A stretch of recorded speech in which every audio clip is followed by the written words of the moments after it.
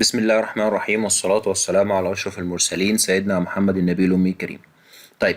آه يعني زي ما اتفقنا امبارح الحمد لله رب العالمين، يعني دي أول مرة أعمل فيها الورشة تكون ورشة مجانية.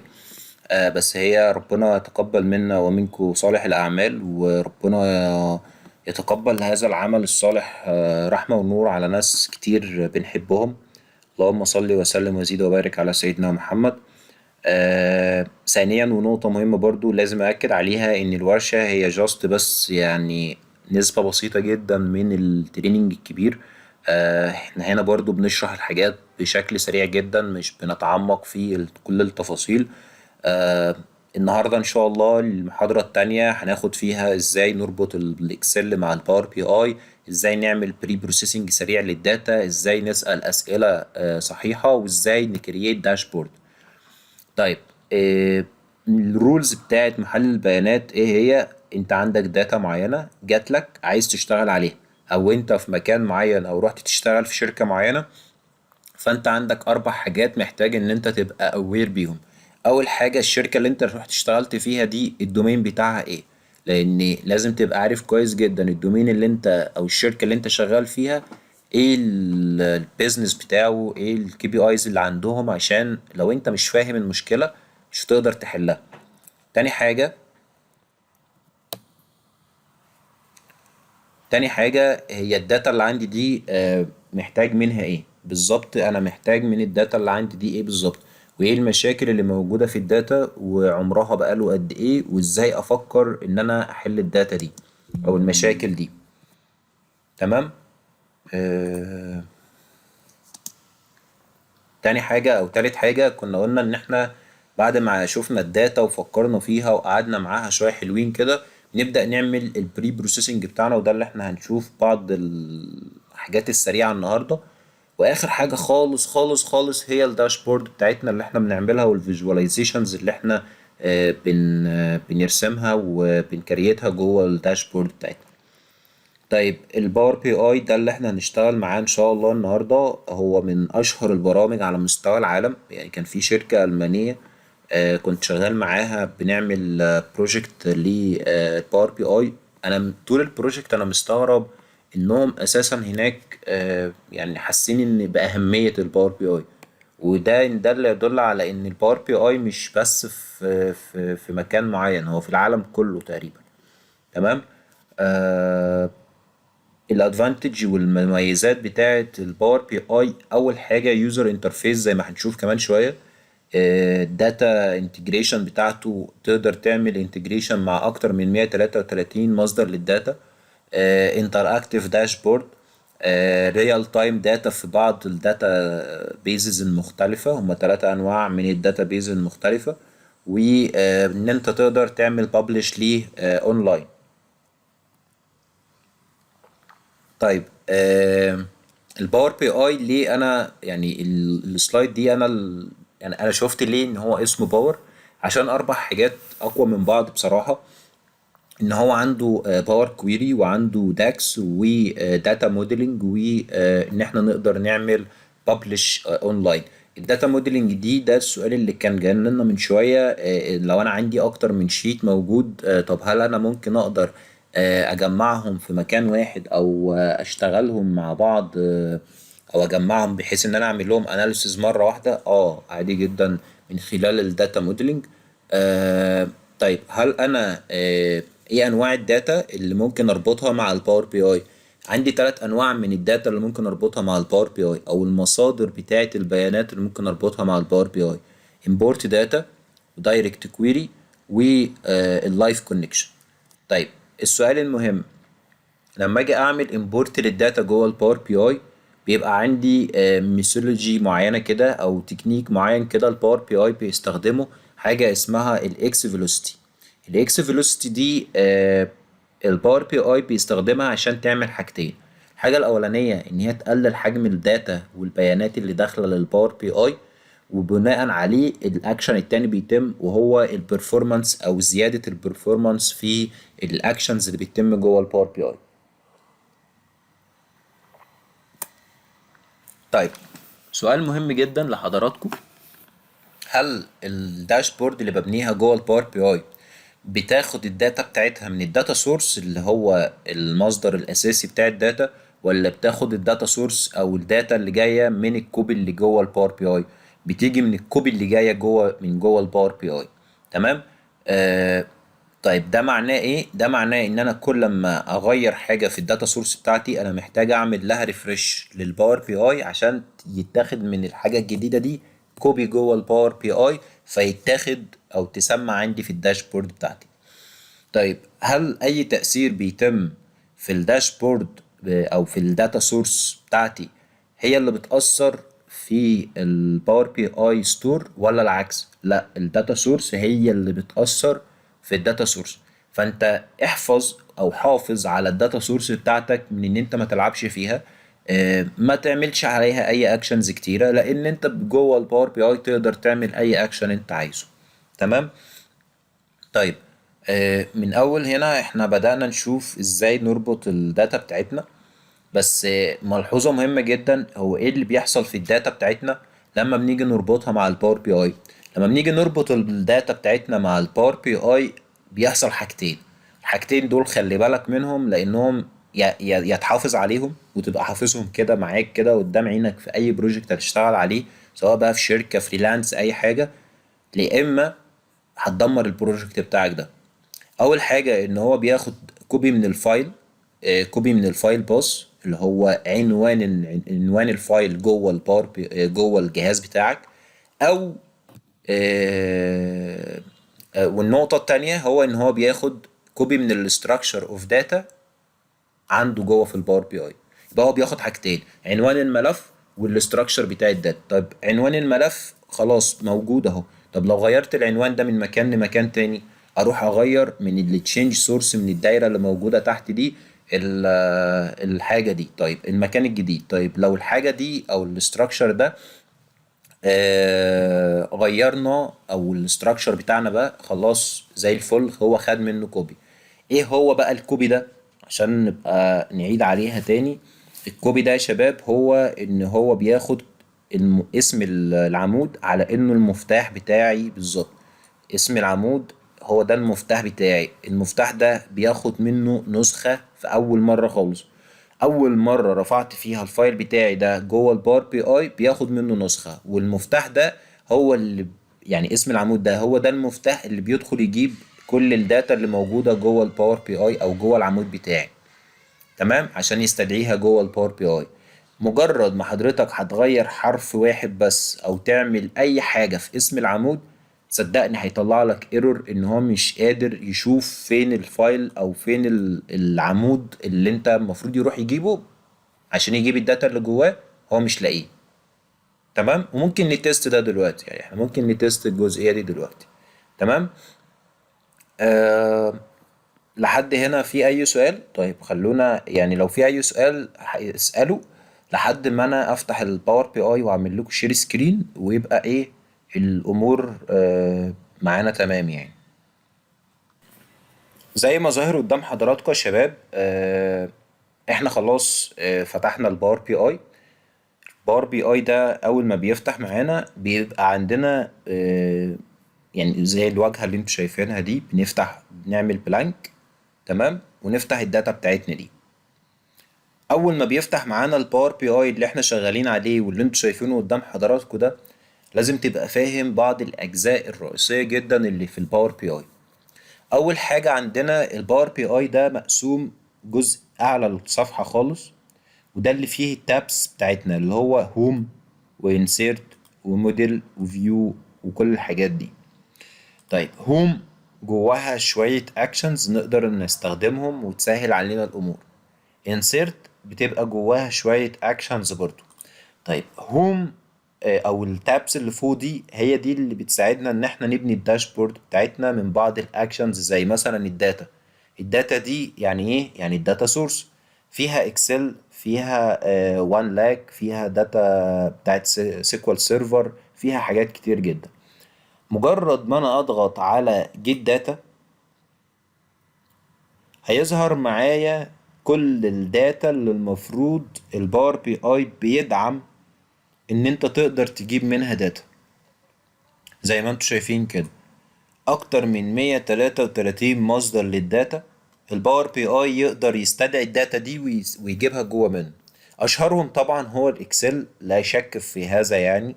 فاول ما تضغط على اكسل وتعمل كونكت هيفتح لك ازاي تجيب الداتا بتاعتك من الجهاز عندك. انا محمل عندي هنا الفايل ده انا بعته لحضراتكم، لو هو مش موجود عند حضراتكم او محدش نزله يعني هنبعته تاني بعد المحاضرة، بحيث ان هو يكون معاكم تقدروا انكم تستخدموه في اي داشبورد او انكم تطبقوا عليه الداشبورد يعني.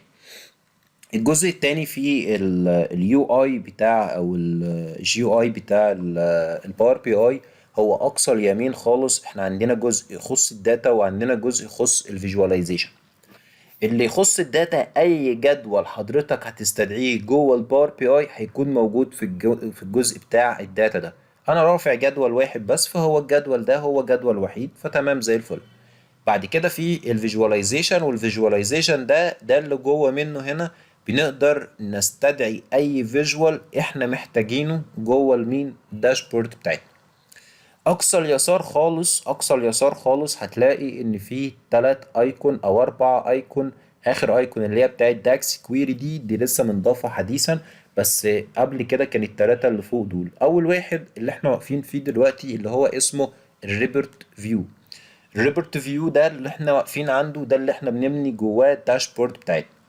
عندنا بعد كده حاجة اسمها التيبل فيو. التيبل فيو ده اللي انت بتيجي تفتحه وتضغط على اي جدول موجود عندك هنا، فبيفتح عندك الداتا بتبقى موجودة هنا كأنك فاتحها على شيت الاكسل عادي خالص. هو بس مهنج دقيقة كده ولا حاجة، فبس هو ايه هيشتغل دلوقتي. كأنك بالظبط فاتح شيت الاكسل عندك. افتح بقى. كأنك فاتح شيت الاكسل بالظبط، وكأن الداتا قدامك زي الفل، بس ما بتقدرش تعمل عليها حاجة طبعا، هو بس داتا فيو او تيبل فيو، يعني بيعرض لك التيبل بتاعك او الجدول بتاعك بس جاست فيو. عايز تعمل اي اكشن ده طبعا، يعني اي اكشن بقى، اضافة عمود، تعمل حاجة معينة، تضيف ميجر، تعمل اي حاجة، ده اوبشنز تانية بقى. بس هنا التيبل فيو ده اللي انت ايه بتشوف فيه الداتا بتاعتك وتشتغل معاها، او تبقى شايف ازاي تفكر في الداتا من غير انك تفتح الاكسل بتاعك عادي خالص. بعد كده نيجي هنا عند الداتا موديلنج. والداتا موديلنج وليه جهاز عن الداتا موديلنج ده او الموديل فيو ده هنا بقى بنربط الجداول ببعض. لو انا عندي اكتر من جدول واكتر من شيت فبيبقى في علاقة ما بينهم، فهنا انا ببني الداشبورد او ببني الداتا موديلنج بتاعتي. الداتا موديلنج دي ليها يعني معايير كتيرة جدا، وان انا يكون عندي اللهم صل على رسول الله اشوف انا محتاج اساسا اربط الجداول اللي عندي دي عن طريق ايه، عن طريق بقى ستار سكيما ولا سنو فلاك ولا ايه بالظبط، ولا نتورك دايجرام ولا ايه بالظبط. فبناء عليه بنبدأ نبني الداتا موديلنج بتاعتنا، بحيث ان احنا نشوف كل جدول من الجداول دي هيسمع في الجدول التاني بشكل عامل ازاي. تمام. طيب نرجع للجزء بتاع الداشبورد بتاعنا والمكان اللي بنبني فيه الداشبورد. مهم جدا يا شباب تبقى عارف ان حدود الداشبورد بتاعتك هي الحدود المنقطة اللي انت شايفها قدام حضرتك دي. اي حاجة تانية بره او جوه او اي حاجة ملناش علاقة بيها. فالحدود بتاعت الداشبورد اللي انت بتبني فيها الداشبورد بتاعتك، يعني انت مثلا هنا شايف مش راضي يبعد. يعني انا مثلا لما استدعيت اي قيمة عندي اللي هو او اي فيجوال عندي، الفيجوال ده مش راضي يطلع بره الحدود المنقطة اللي انت شايفها دي. فانا هنا من اول هنا لحد تحت خالص، لحد تحت خالص هنا، كل ده كده ده حدود الفيجوال بتاعي، ده حدود الداشبورد بتاعتي، ما اقدرش اطلع براها العب في اي مساحة جوه الداخل منها هنا. تمام. طيب زي الفل. اول حاجة بعملها لما باجي افتح الباور بي اي وابدا اشتغل على شغل او يعني بروجكت معين، فببدا اول حاجة اشوف الداتا بتاعتي دي. الداتا بتاعتي دي ابدا اشوف الداتا وابدا اشوف انا ايه الاتريبيوتس اللي موجوده عندي. الاتريبيوتس دي اللي هي اسماء الاعمده يا شباب. فاول حاجه ابص عليها هي الداتا اللي عندي دي، داتا بتاعت ايه؟ بتاعت اوردرات معينة انطلبت من على موقع، فالموقع ده بيسجل الاكشنز اللي بتتم، وبناء عليه بيبقى عندي الداتا او بتظهر عندي الداتا اللي انت شايفها قدامك دي. زي الفل، زي الفل. طيب بقوم عامل ايه بقى؟ بروح فاتح حاجة عندي اسمها الترانسفورم داتا. ترانسفورم داتا دي لما بفتحها بيفتح معايا الباور كويري اديتور. حلو. هتيجي تقول لي يا باشمهندس، هو انت مش بتعمل الكلام ده جوه الاكسل ليه؟ اللي هو باور كويري اديتور ده، وبتعمله جوه الباور بي اي. اقول لك لان الباور كويري اديتور اللي موجود جوه الباور بي اي فيه اوبشنز اكتر من الباور كويري اديتور اللي موجود في الاكسل. دي نقطة. النقطة التانية، انا مش عايز اعمل حاجة في الاكسل ممكن اساسا الاكسل يهنج مني وانا بعملها. دي نقطة. النقطة التانية ان انا مش عايز اعمل اكشنز كتيرة في الاكسل، لان الرو داتا الداتا الداتا اللي مثلا ممكن تطلع من سيستم او تجيني من مصادر مختلفة بسجلها عندي في شيت الاكسل، مش كل مرة تيجي ابدأ اشتغل عليها واعمل لها يعني انضفها او اشتغل عليها في الاكسل. لا، انا عايز اشتغل عليها مرة واحدة بس جوه الباور بي اي، ومهما حصل في الاكسل يستدعى عندي جوه الباور بي اي فيتعمل عليه الاكشنز اللي انا المفروض هعملها عليه مرة واحدة بس. تمام. طيب انتوا حضراتكم اول ما هتيجي تفتح الباور كويري اديتور هيظهر قدام حضراتكم بالشكل اللي انتوا شايفينه ده. تمام. اول حاجه لازم تبص عليها في حاجه اسمها الداتا فاليديشن. الداتا فاليديشن دي اللي هي ايه؟ ان انا اشوف الخط الاخضر ده لما اجي اقف عليه كده هتلاقيه ظهر لك الرو اي دي عندك 100% فاليد، زيرو ايرور، زيرو امتي. تمام. ومهم جدا تيجي تقول لي ايه ده يا باشمهندس، هو ليه حاطط بين يعني 1000 و100%؟ 1000 ده يا شباب ده معناه الباور الميزة في الباور كويري اديتور ايه؟ يعني معلومة كده نادرا ما حد هيقولها اساسا. الباور كويري اديتور ده عامل زي بالظبط لما يبقى عندك داتا عبارة عن مليون رو مثلا، داتا كتيرة جدا. لو جيت تستدعي او تعمل اكشن على المليون رو هيبقوا تقال. فالباور كويري اديتور بقى ناصح يعمل ايه؟ يقول لك لا، انا هاخد عينة بس من المية دول او من المليون دول اشتغل عليهم، وبناء عليه لما اخلص كل الاكشنز على العينة دي كأن بالظبط عملت كل الاكشنز على المليون. طيب ده معناه ايه؟ ده معناه ان لو عندك بحر مثلا عايز تحلل المية بتاعته او تعمل اي حاجة على الداتا بتاعته او المية دي، هتعمل ايه؟ هتقوم رايح جايب كوباية من المية وتقوم عامل عينة معينة. تمام. لو انت رايح تحلل هو بياخد منك 5 6 سنتي دم يعمل عليهم التحليل. نفس الكلام بالظبط الباور كويري اديتور بيعمل مع كم كبير جدا من الداتا. كم كبير جدا من الداتا ده هو بياخد، لو لاحظنا تحت خالص هتلاقي مكتوب ان هو واخد توب 1000 رو او واخد 1000 رو عادي جدا من الداتا بتاعتي عشان اشتغل عليها. طب هي الداتا بتاعتي دي في الاساس كام رو؟ 51000 رو. فانت هتيجي تقول لي ايه ده يا باشمهندس، هو انت فعلا لو انا عملت اكشن على ال 51000 رو او حتى عملت على المليون رو هيبقى تقيل؟ في الغالب هيبقى تقيل. انت جاي تقول له اعمل لي اكشن معين على 1000 رو مليون رو فيبقى تقيل. بس لما تيجي تقول له اعمله لي على 1000 رو هيبقى الامر هين وبسيط والدنيا تخلص بسرعة. طيب فهو هنا هتلاقي ان هو واخد سامبل من الداتا بتاعتي كلها عشان يقدر يشتغل عليها، وبعد ما يشتغل عليها يطبقها على باقي الداتا كلها. هتيجي تقول لي يا باشمهندس بس احنا هنا بنتعامل مع داتا كتيرة جدا، مش يمكن الألف رو اللي هو خده ده يكون الداتا فيه بشكل وباقي الداتا بشكل تاني خالص؟ هقول لك لا، انت كده غلط. لان الباور بي اي بيتعامل مع العمود ككل. العمود ككل اللي هو من اول خلية لاخر خلية، من اول فاليو لاخر فاليو كأنها واحد. فمعنى ان انا اجي اقول له الرو اي دي ده حوله لي تكست مثلا، فهو ما طبقهوش على الالف اللي عندي بس، لا ده طبقه على المليون رو اللي عندي كلهم. فهو بيتعامل مع الداتا بتاعتي على ان هي ايه؟ بيتعامل على الداتا بتاعتي على ان هي عمود واحد. فاي اكشن بعمله كاني لو عملته على الالف، كأن عملته على المليون، كأن عملته على العشرة مليون. فده جزء مهم جدا لازم تبقى واخد بالك منه، انك بتتعامل او الباور بي اي بيتعامل مع الداتا على ان هي اعمدة. تمام. حتى لو طلع لك ايرور، بيطلع لك ايرور في العمود بس، مش بيطلع لك ايرور في اي حتة تانية. بيقول لك ان الايرور في العمود ده فيه قيمة غلط. تمام. طيب يبقى انا اول حاجه بعملها ايه؟ هي الداتا فاليديشن. طب هل انا هفضل امشي بقى على الداتا فاليديشن خط خط من الخطوط الخضراء دي عشان اعرف انا عندي ايرور قد ايه؟ ده انا حتى مش عارف اقف على الخط الاخضر. 1000 100% فاليد، 0% ايرور، 0 امتي. اكيد لا.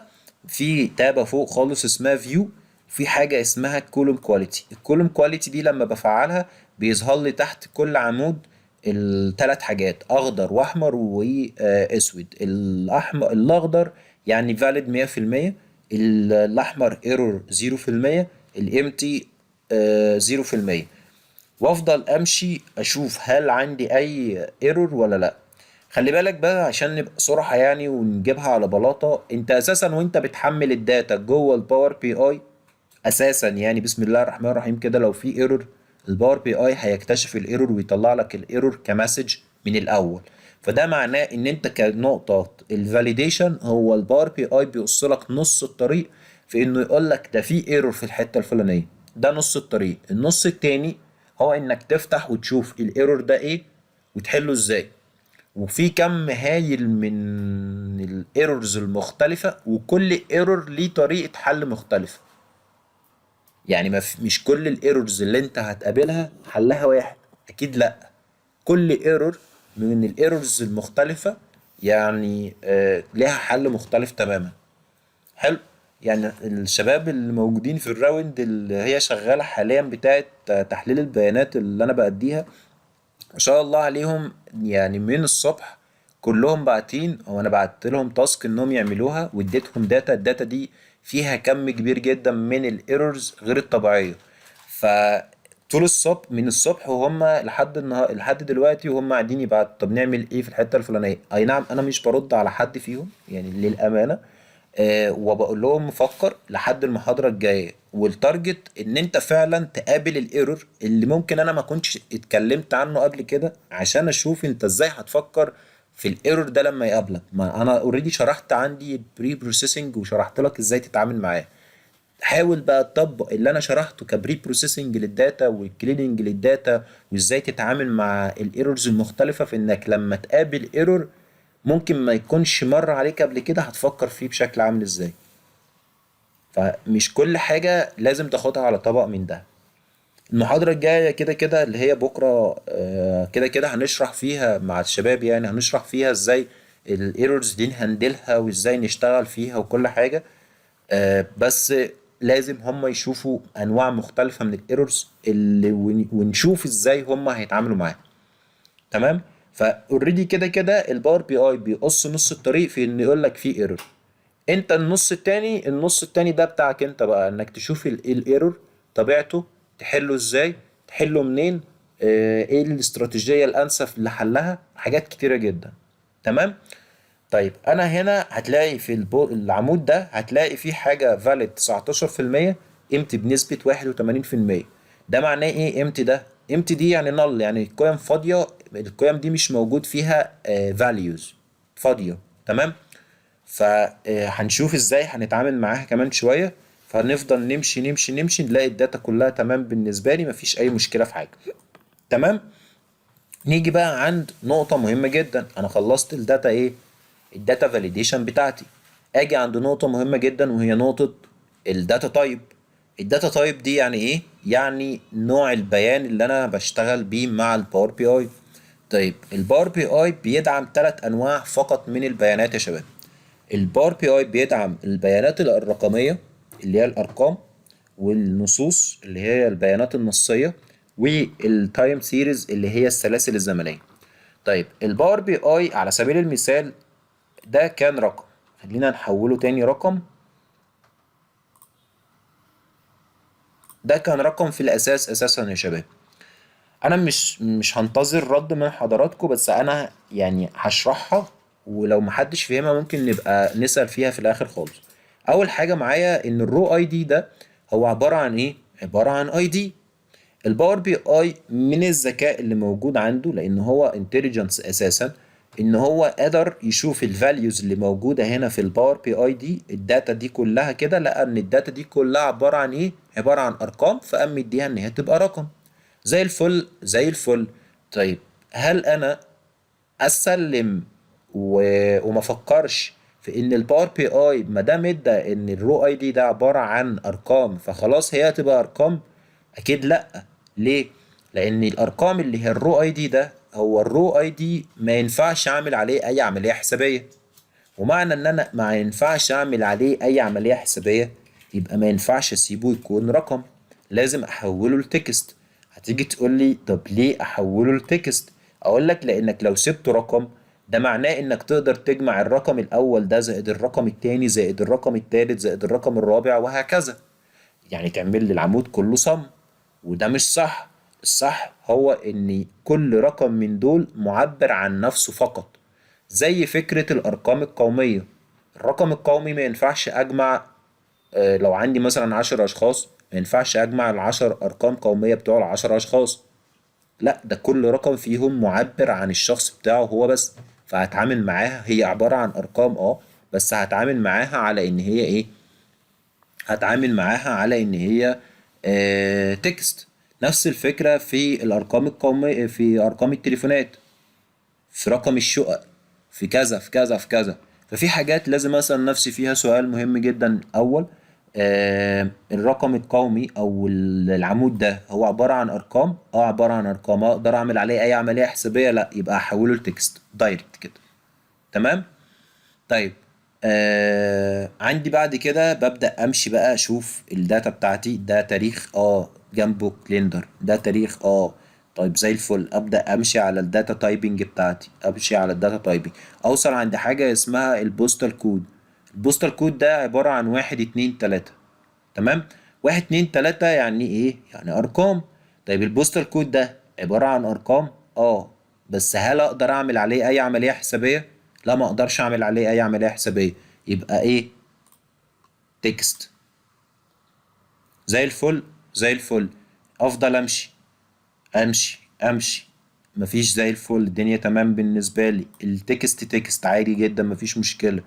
ابدأ هنا السيلز ده. السيلز دي عبارة عن ايه؟ عبارة عن 1 2 3، او 1.2، يعني ارقام عشرية، فيها ارقام عشرية. ال1 2 3 يعني ارقام صحيحة. طب الارقام العشرية دي او اللي هي عبارة عن ارقام دي، الاعمدة اللي عبارة عن ارقام، هل ده عبارة عن اسيبهم ارقام فعلا ولا احولهم تكست؟ طب اقدر اعمل عليهم اي عملية حسابية؟ اقدر اعمل عليهم اي عملية حسابية، يبقى اسيبهم ارقام زي ما هم. تمام. تمام. يبقى انا خلاص خلصت بتاعتي الداتا فاليديشن بتاعتي، شفت وعملت تشيك على الداتا تايب بتاعتي عشان ما تسببش معايا مشاكل. دخلت شفت النل. النل ده معناه ان العميل وهو بيسجل عندي في الموقع، في ناس كانت اوبشنال بالنسبة لهم انهم يسجلوا الكود بتاع البوستال كود، ففي ناس سجلته وفي ناس ما سجلتهوش. طب الناس اللي ما سجلتهوش دول هتعامل معاهم ازاي؟ يا تعمل ريبليس فاليو، نعمل ريبليس للنال فاليو دي، واقول له اختار نال ثم اختار ريبليس فاليو، واختار من هنا اقول له لم يسجل، واضغط اوكي. فمعناها ايه؟ معناها ان اي حد لم يسجل، اللي سجل هيجي الكود بتاعه عادي جدا، واللي ما سجلش هيجي قصاده لم يسجل الكود بتاع البوستال كود بتاعه. تمام. تمام. هل في بري بروسيسنج كتير جدا؟ يعني انا تقريبا بناخد 4 او 5 محاضرات بنشرح في البري بروسيسنج والباور كويري كامل، بس ده مش وقته خالص النهارده، يعني الوقت ضيق بالنسبه لنا. فاحنا ده سريعا كده شفنا الداتا فاليديشن، شفنا الحاجه بتاعتنا ازاي نعمل ريبليس للفاليو وكل الكلام ده. ونسأل سؤال مهم، لو الداتا بتاعتنا ارقام فنسأل نفسنا هل نقدر نعمل عليها اي عمليه حسابيه ولا لا. فالداتا تايب بتاعتنا هم 3 انواع الباور بي اي بيتعامل معاهم: التكست والنمبر والتايم سيريز السلاسل الزمنيه. والسلاسل الزمنيه دي معناها ان انت تقدر تتعامل مع اليوم والشهر والسنه والكوارتر، ولو في تايم ممكن تتعامل مع الساعه والثانيه وكل حاجه والدقيقه وكل حاجه. تمام. طيب هو دلوقتي بيعمل ايه يا شباب؟ هو دلوقتي بيعمل الاكشنز اللي انا عملتها على الألف واحد بيعملها دلوقتي على ال51,000 رو. تصدقتوا كده؟ دلوقتي هو بيعمل، او كان بيعمل ايه؟ كان بيعمل وينفذ الاكشنز اللي انا عملتها على 1000 رو، بينفذها على ال51,000 رو. تمام. طيب زي الفل. اجي عند الداتا بتاعتي عشان اقدر اشوف هل انا اقدر اعمل او اسأل سؤال صح ومنطقي ولا لا. اول حاجة بالنسبة لي انا عندي الداتا دي بتاعت ايه. اول حاجة كده عشان نبقى شايفين احنا نقدر نعمل ايه بالداتا بتاعتنا دي ونفكر فيها ازاي. مبدئيا كده يعني احنا هنشتغل مع بعض النهارده كده ايه حاجات سريعة. بس في عمق كبير جدا ممكن الداتا دي تطلعه لنا. بس اول حاجة تسأل نفسك فيها هي الداتا دي بتاعتنا دي بتعمل ايه. فاول حاجة هتقول والله الداتا بتاعتنا دي هي داتا بتاعت مبيعات او اوردرات تمت اونلاين. حلو. حلو. او بلاش اونلاين في اي حتة يعني، بس هو في الغالب اونلاين لان فيها شحن. طيب اول حاجة عندي ايه؟ عندي الاوردر اي دي، فده الاي دي بتاع الاوردر. عندي بعد كده الاوردر ديت. الاوردر ديت ده اللي هو ايه؟ اللي هو الاوردر ده ينطلب امتى. عندي بعد كده الشيب ديت، تاريخ الشحن بتاع الاوردر. الشيب مود اللي هو ايه؟ اللي هو نوعية الشحن او الكاتيجوري بتاع الشحن اللي هو فيرست كلاس، سيم داي، سكند كلاس، ستاندرد كلاس. فاللي هو في كل واحد يختار انت عايز الاوردر بتاعك ده يوصلك في نفس اليوم، ولا يوصلك فيرست كلاس اللي هو يبقى مثلا في وقت معين بتخليف معين، ولا سكند كلاس، ولا ستاندرد كلاس، ولا انت عايز ايه بالظبط. كل واحد فيهم بيختلف. بعد كده عندي الكاستمر اي دي، الكاستمر نيم، الكاستمر السيجمنت بتاع العميل بتاعي. فانا عندي ثلاث انواع من السيجمنت. عندي كاستمر اللي هو العميل العادي جدا، عندي كوبريتور اللي هو شركة كبيرة، والهوم اوفيس ده اللي هو ايه؟ الشركة، بس شركة صغيرة. عندي بعد كده البوستال كود، وده البوستال كود ده متقسم يا ناس سجلت يا ناس ما سجلتش. بعد كده عندي المناطق الجغرافية اللي العميل ده ممكن يكون موجود فيها، أو العنوان بتاع العميل. فأنا عندي سيتي وستيت والكونتري والريجن والماركت. كل دول كده بدلالة على العنوان بتاع العميل. بعد كده عندي جزء مهم جدا وهو المنتجات اللي أنا ببيعها أو اللي العميل طلبها. فأنا عندي الأوردر أي دي، عندي بعد كده الكاتيجوري، عندي بعد كده السب كاتيجوري، والبرودكت نيم. فده المنتج متقسم من فوق لحد تحت. الكاتيجوري عندي ايه في الكاتيجوري؟ عندي ثلاث انواع في الكاتيجوري: فرنتشر اساس، واوفيس سبلايز اللي هو مستلزمات المكاتب، وعندي التكنولوجي. زي الفل زي الفل. طيب لما اجي اشوف السب كاتيجوريز هلاقي بقى ان التكنولوجي مقسومه جوه منها سب كاتيجوريز تانيين. زي فكره انا عندي مثلا تليفونات، شاشات، كابلات، كل الحاجات اللي تخص التكنولوجي. لما مثلا نيجي عند الفرنتشر مثلا تلاقي كراسي، ترابيزات، تلاقي مثلا اي حاجه تخص الايه الفurniture، دولاب، سراير، الحاجات دي. الاوفيس سبلايز زي مثلا البوكس، الاقلام، الحاجات اللي هي تخص الاوفيس سبلايز والمستلزمات المكتبيه. نيجي بقى عند المنتجات وتلاقي بقى ايه التفاصيل بقى. انت عندك مثلا التكنولوجي جواها فون. الفون ده انت بتبيع كام نوع تليفون؟ شوف بقى بتبيع كام نوع تليفون بقى وكام اصدار بقى وتفاصيل كتير بقى من كل نوع وهكذا بقى. تمام.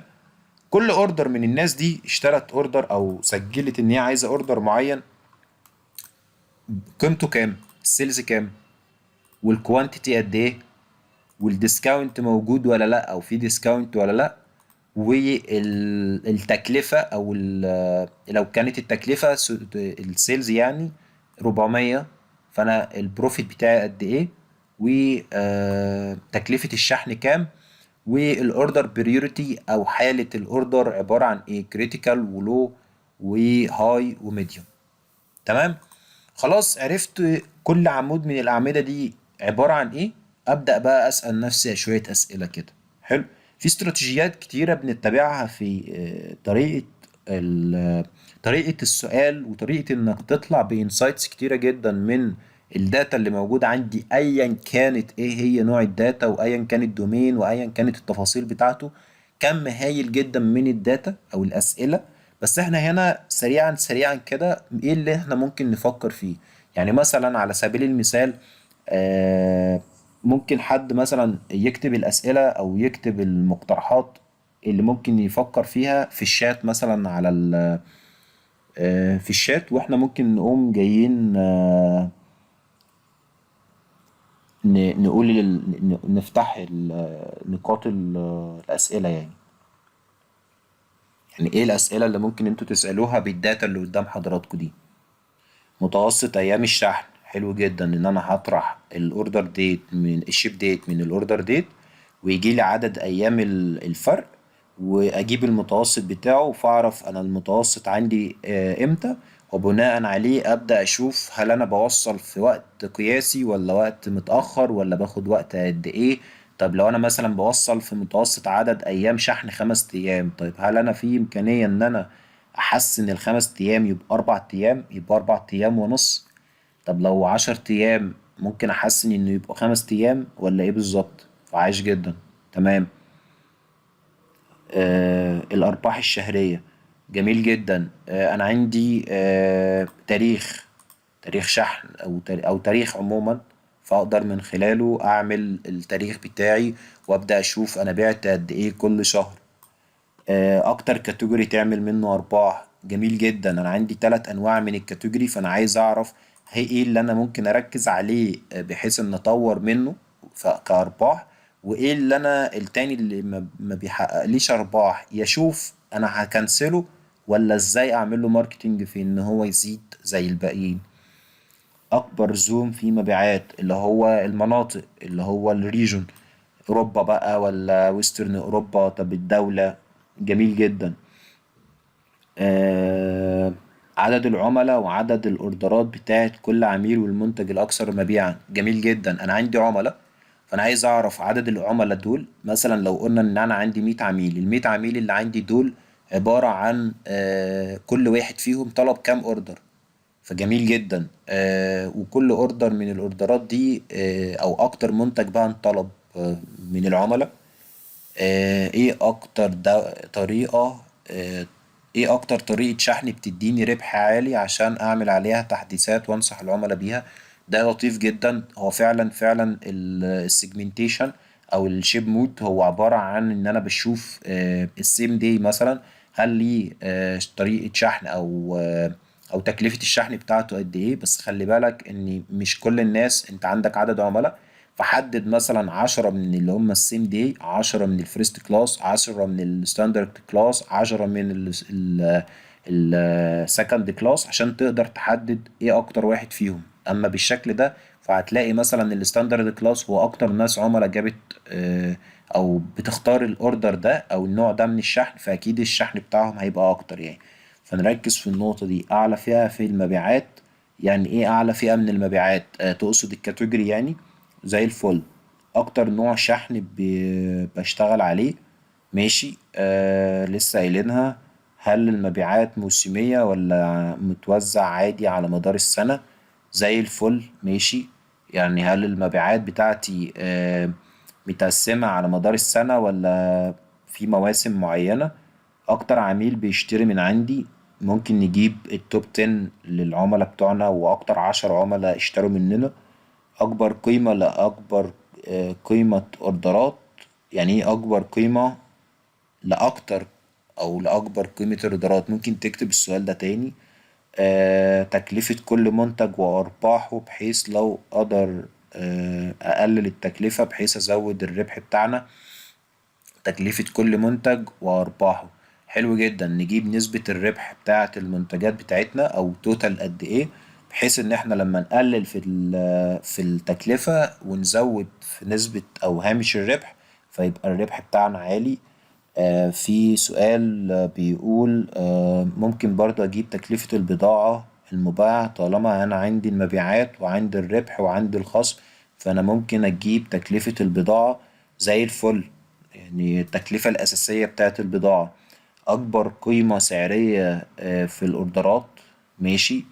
طيب بصوا، أنا معاك. أكبر قيمة سعرية هتبقى في الغالب أكيد هتبقى في الأساس والأجهزة الكهربية. يعني ده هتبقى كويسة جدا يعني. طيب خلونا كل الأسئلة اللي انتوا قلتوا عليها دي الأسئلة لطيفة جدا. خلينا بقى كل اللي انتوا سألتوه ده، كل اللي انتوا سألتوه ده لطيف جدا وجميل جدا. خلونا نمسك سؤال سؤال أو نمسك شوية أسئلة من اللي انتوا سألتوها دي ونترجمها لداشبورد بتاعنا. حلو. الداشبورد اللي انتوا شايفينه قدام حضراتكم ده هو أول حاجة فيه إن أنا عندي الحدود بتاعتنا اللي احنا اتفقنا عليها، إن الحدود دي هي الحدود اللي أنا إيه هشتغل بناء عليها. تمام. وبناء على الحدود دي ده اللي انا هبني جواها الداشبورد بتاعتي. اول حاجه اول حاجه لازم اغذي عيني كويس جدا ب تغذيه بصريه بانواع واشكال وسيمز كتيره جدا للداشبورد بتاعتي، لان او على النت بقى عموما، عشان عيني تشوف انواع مختلفه من الداشبوردز واشكالها وتقسيماتها وكل حاجه موجوده فين وبشكل عامل ازاي. تمام. طيب انا لما هاجي مثلا ابني داشبورد، تعالوا يعني انا مش محضر حاجه معينه ممكن ان احنا نعملها سوا، بس تعالوا مثلا دي الداتا بتاعتي اهيت. تمام. تعالوا نمسك الاسئله اللي انتوا سالتوها، يعني خلونا نشوف بقى الاسئله اللي انتوا سالتوها ونترجمها. حلو. متوسط ايام شحن الاوردرات، هروح عند الداتا ترانسفورميشن. تمام. ونعمل نعمل اوردر كده، نقول له اد عمود جديد، ضيف لي عمود جديد. العمود الجديد ده عبارة عن ايه؟ عبارة عن ان انا هقول له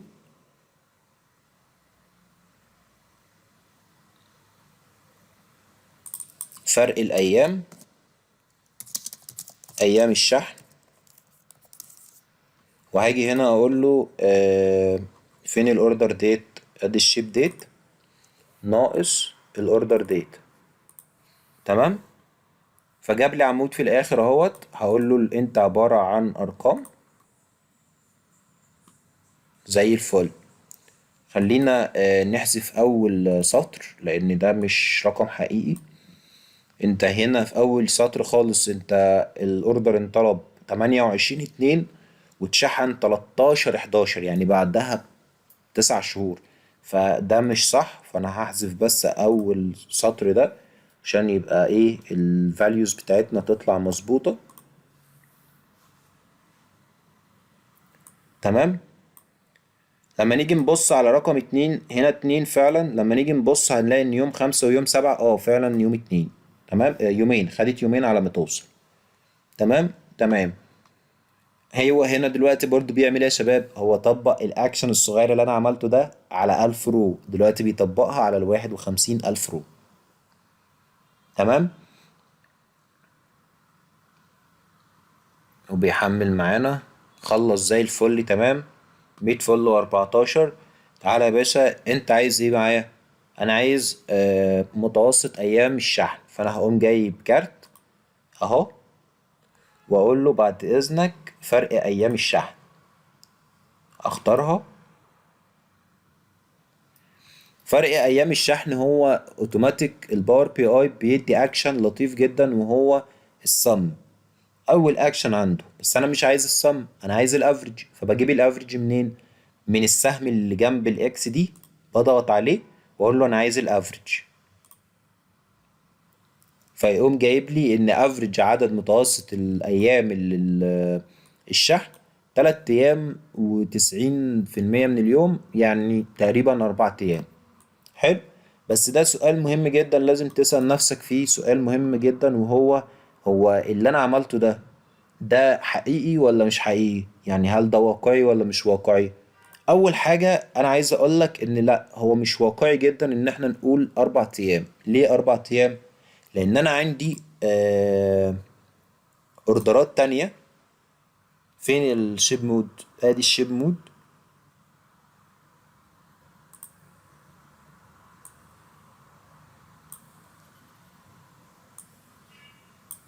انا عندي السيم داي ده. السيم داي ده هو اصلا بيوصل في نفس اليوم. وانا عندي تعال نبص على متوسط الافريج بتاعت عدد الايام اللي هنا. تعالوا نفكر سوا كده يا شباب. الستاندرد كلاس هتلاقي ان الداتا بتاعته او متوسط عدد الايام اللي بتوصل له او بتوصل ليه عبارة عن 5 ايام. السكند كلاس 3 ايام ونص. الفيرست كلاس يومين وشوية.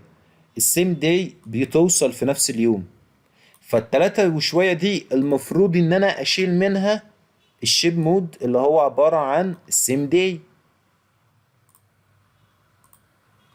فلما اشيل منها السيم داي بقى عبارة عن كام؟ على 4 ايام وتلت. يبقى المتوسط الحقيقي، المتوسط الحقيقي لأيام أو متوسط أيام شحن الأوردر الحقيقي هو 4 أيام وتلت. مش 3 أيام و90%، أو 4 أيام بس، لا 4 أيام وتلت.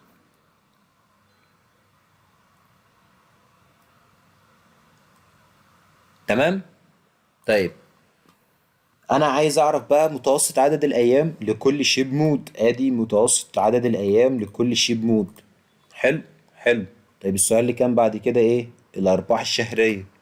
الأرباح الشهرية هجيب اللاين، اللي هو اللاين ده، اللاين تشارت. وأنا عندي الأرباح الشهرية، فأنا عندي المانس وعندي السيلز. فأنا دلوقتي عندي إيه؟ يناير، فبراير، مارس، إبريل، مايو، يونيو، يوليو، أغسطس، سبتمبر، أكتوبر، نوفمبر، ديسمبر، مترتبين، وكل واحد فيهم أنا نسبة الأرباح فيه كام. طيب نسبة الأرباح في شهر 6 أعلى من شهر 7، وبعدين بدأ يزيد تاني. هل شهر 7 ده وقتها بقى أكيد الداتا دي كلها داتا فيك وعبارة من 2014 و12 و13، ازاي داتا فيك؟ بس انت لما تيجي تفكر بقى، انت لما تيجي تسأل نفسك سؤال، هو ليه في شهر 7 الأرباح نزلت، في عكس ان كان الترند لاين طالع طوالي، يعني طالع زيادة، طالع في تزايد دايما. ممكن تيجي تسأل نفسك سؤال هنا فتلاقي نفسك مثلا على سبيل المثال، واحنا مثلا بنحلل حاجة معينة لقيناها ان هي كانت في موسم رمضان وموسم العيد اللي هي الشكاوى. طيب ليه الشكاوى كانت قلت في رمضان وقلت في العيد؟ لأن الناس مش فاضية ان هي تعمل مكالمات وشكاوى وقصص كتير كده. حلو. فخلاص احنا كنا تمام تمام تمام، الشكاوى جت قلت في الشهر ده، فاحنا عارفين سبب الشهر ده قلت ليه الحاجة دي. انت مثلا عندك في شهر 11 ده من اعلى الشهور المبيعات في السنة كلها. فلما تيجي تبص هتلاقي ان شهر 11 اللي هو شهر نوفمبر ده في اي حتة في العالم كله هو اعلى نسبة مبيعات. وحتى مع شركات الشحن هو من اكتر شركات او من اكتر الشهور في شركات الشحن بيبقى فيها ارباح. ليه؟ لانه الشهر ده بيبقى فيه البلاك فرايداي ودخلت سنة جديدة وبص يعني بيبقى فيها الشهر ده بالذات بيبقى فيه ال ال القوة الشرائية قوية. تمام. فانت لازم برضو، انت مش مجرد عملت الاناليسز والترند لاين، لا انت بتسأل نفسك هو انت ليه الشهر ده زيادة عن الشهر ده، وليه قلنا هنا وكل القصة دي. فانت هنا مثلا الارباح الشهرية، فاحنا عملنا الارباح الشهرية. خلينا نجاوب على كل الاسئلة مرة واحدة وبعدين نبقى نلمهم مع بعض بحيث ان احنا نطلع في الاخر بشكل لطيف. تمام. اكتر كاتيجوري تعمل منه ارباح. حلو جدا. انا عايز هعمل الباي تشارت. حلو. بحيث ان انا الباي تشارت ده اول حاجة انا الكاتيجوري عندي هم 3 بس. فانا الباي تشارت دي هتتقسم ل3 كاتيجوري بس. تمام. وقلنا ارباح يعني بروفيت. تمام. تمام. فانا عندي دلوقتي ايه؟ عندي دلوقتي الداشبورد بتاعتي اهي او الباي تشارت بتاعتي اهيت. كل واحد من دول متقسمة اللون الاورنج تكنولوجي، اللون الفurniture ده الازرق فاتح، والازرق الغامق ده الايه الاوفيس سبلايز. تمام. تمام. الميزه في الباي تشارت ايه يا شباب؟ الميزه في الباي تشارت ان هي بتديني اكتر من معلومه في نفس الوقت. اول حاجه المبيعات بتاعت التكنولوجي كانت كام، ونسبتها من التوتال قد ايه. نفس الكلام انا ممكن اعمل حركه لطيفه ان انا اشيل الكاتيجوري من هنا واخليه جنب منه من هنا. ازاي؟ من الفورمات واجي عند هنا الاوبشن ده، واجي اقول له all categories واشيل ده من هنا. فبقت عندي ايه؟ بقت عندي الفurniture جنب منها القيمة بتاعتها، انا بعت كسبت كام بروفيت قد ايه، ونسبة البروفيت دي قد ايه من التوتال كله. ده 19%، ده 35%، ده 45%، التوتال كله هو عبارة عن 100%. تمام. طيب ادي سؤال جاوبنا عليه. اكبر زوم فيها مبيعات، جميل جدا. لو احنا جينا بنفس الطريقة اللي عملنا فيها الباي تشارت، وقمنا جايين عاملين مستخدمين الباي تشارت برضو، وقلت مثلا الكانتري الدولة. حلو. وقمت جاي قايل مبيعات السيلز. ايه اللي حصل قدام حضراتكم دلوقتي يا شباب؟ والله العظيم لو وقفنا من هنا للسنة الجاية ما هنفهم أي حاجة من الباي تشارت اللي قدامنا دي. طيب انت ليه يا باشمهندس اخترت الباي تشارت هنا وما استخدمتش الباي تشارت هنا، او ليه اصريت ان انت تحط الاتنين جنب بعض؟ عشان اقول لك ان الباي تشارت لازم الاول تبقى عارف كويس جدا ان هي دليلة على كم شكل قدام او كم فاريبل بس، اللي هم 3 4 متغيرات. اما فكرة ان او 5 متغيرات ماكسيمم، لو وصلت لستة انت كده فل الفل وما تزيدش عن كده. اما فكرة ان انا استخدم كانتري متكونة مثلا من 200 دولة واحطهم جنب بعض في الباي تشارت اللي انتوا شايفينه ده، فما فيش حد عارف يقرا ولا قيمة، ولا عارف يحط الشكل، ولا يقف في اي حته. انتوا شايفين انا كل بس ما بحرك يعني ملي واحد بس في دوله جديده بتيجي. طيب هتيجي تقول لي يا باشمهندس طيب ده ممكن نعمله ازاي؟ انا عايز اعرف لما يبقى عندي قيم كبيره جدا وكتيره جدا زي مثلا الكانتري ده، ايه اكتر حاجه ممكن تكون مناسبه بالنسبه له؟ هقول لك الجدول. الجدول هو من اكتر الحاجات اللي بيبقى القيم فيها كتيرة جدا، وهو المناسب لان انت تحط فيه variables كتيرة جدا.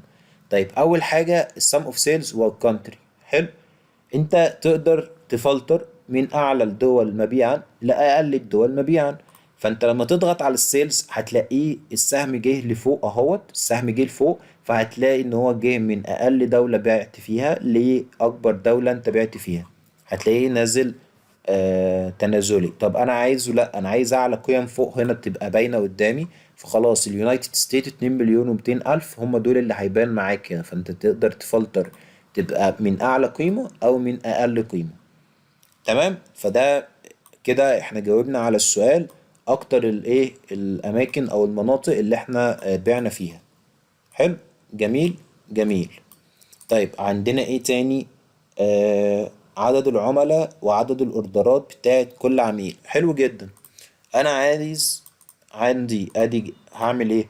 انا عندي دلوقتي related او عمود العملاء، عددهم وعدد الاوردرات بتاعتهم و بتاعت كل عميل والمنتج الاكثر مبيعا. حلو.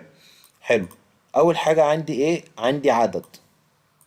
فانا هجيب الجدول واقول له فين الكاستمر نيم. ادي الكاستمر نيم. جميل. جميل. وانت يا كاستمر يا نيم جبت كام اوردر، او انت طلبت كام اوردر؟ كام اوردر ده معناه انك عملت قد ايه او اتكررت قد ايه. بس خلينا نقول ان انا هجيبك هنا واقول لك كاونت. تمام. فانا عندي اول عميل ده طلب مني 88 اوردر، العميل التاني ده طلب مني 56 اوردر، وهكذا. تمام. اوردر نمبر اوف اوردرز. تمام. زي الفل. زي الفل. طب انا عايز اعرف ايه تاني؟ عايز اعرف والمنتجات الاكثر طلبا. حلو. طيب ممكن نستخدم ايه بقى؟ نستخدم الماتريكس في الحالة دي. حلو. وهجيب المنتجات الاكثر طلبا. بس انت كده انت عايز عدد العملاء، ولا عاوز معاهم عدد الاوردرات، ولا عاوز المنتجات الاكثر طلبا؟ لو انت هتجيب المنتجات الاكثر طلبا فتعالى بقى عند البرودكت نيم ونجيبهم نحطهم تحت الكاستمر نيم هنا. فانا عندي دلوقتي الكاستمر نيم اسمه ايه؟ اسمه ده. لما اجي افتحه هو عندي 88 اوردر. يقول لي بقى ال 88 اوردر اللي هو طلبهم ايه هم. حلو. بس طبعا حركة زي دي مش تكون ألطف حاجة خالص. حلو. فخلونا نشوف نبقى رابطين ما بين الكاستمر اي دي او الكاستمر نيم والنمبرز بتاعته. تمام. ونجيب المنتجات الاكثر طلبا لوحدها. تمام. تمام. تعالى بقى هنا ايه، نيجي يعني نظبط بس كده الايه الحاجة بتاعتنا، وبعدين نبقى نشوف هنتعامل معاهم كلهم في الاخر ازاي. اكتر طريقة شحن بتديني ربح اكتر. حلو جدا. انا هاجي اقوم عامل باي تشارت، بار تشارت، واقوم جاي ايه طريقة الشحن الانسب اللي بتديني مبيعات اكتر. خلي بالك ان في النقطة اللي زي دي زي ما انا قلت اني لازم الاول اقول انا عددهم 10. اجيب 10 من من المنتجات اللي وصلت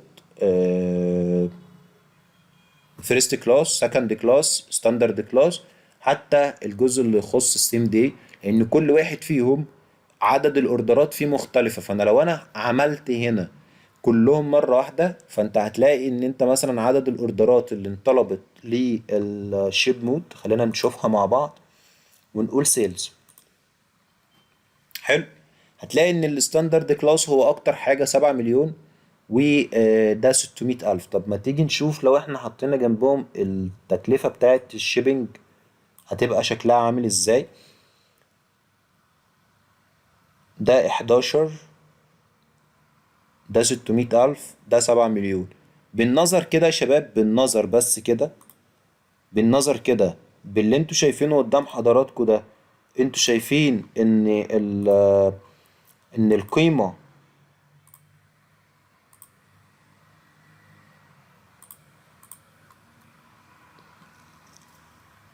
خلينا نحط هنا زيرو.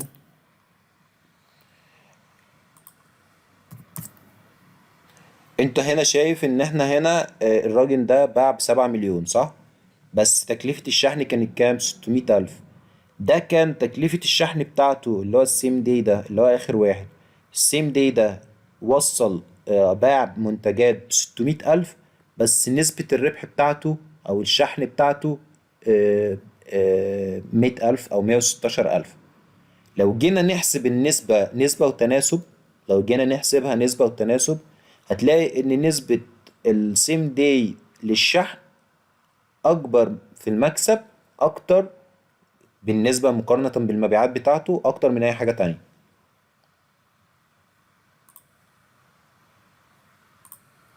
تمام؟ طب عايزين نعرف النقطة دي إزاي؟ طيب نعرف النقطة دي عن طريق إن إحنا نجيب، نروح هنا.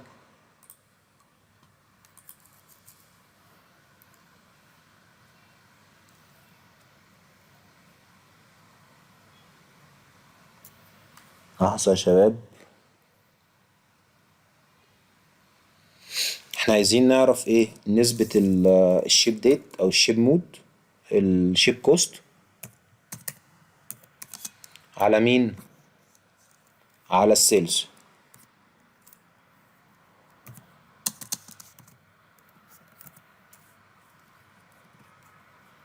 هشرحها بس كده سريعا. توتال سيلز،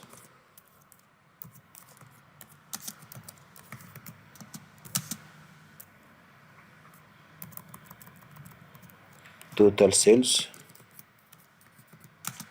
ايكوال كام؟ سم اوف قد ايه بقى؟ اوف السيلز. فين السيلز؟ نقفل var عايزين نجيب الشيب كوست. ماشي. sum لمين؟ للشيبنج كوست. تمام. وهاجي هنا اعمل ريتيرن. رجعلي رجعلي مين بقى؟ div. اقسم لي توتال. لا ما تقسمليش التوتال سيلز بقى، لا اقسم لي الشيب كوست على مين؟ على التوتال سيلز. ولو مفيش حط له صفر. حلو حلو. انا دلوقتي عايز اعرف ايه يا شباب؟ عايز اعرف نسبة ال116,000 دول من 667 دي قيمتها قد ايه؟ حلو. وانا هقوم جاي هنا واقوم جاي عندي ده واخلي ده بس الاول كده برسنتج. الصلاة على النبي علينا كده يعني.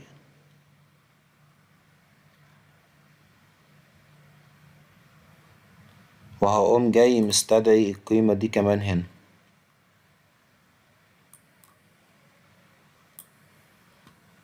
حلو. لك ان تتخيل يا شباب ان انت بعت يعني ده انت مكسبك منه 16%. ده انت مكسبك منه 16%، 12%، 8%. انتوا معايا؟ يعني لك ان تتخيل ان انت ده اعلى قيمة مكسب حصلت من الجزء ده كله في المبيعات بتاعتك كلها.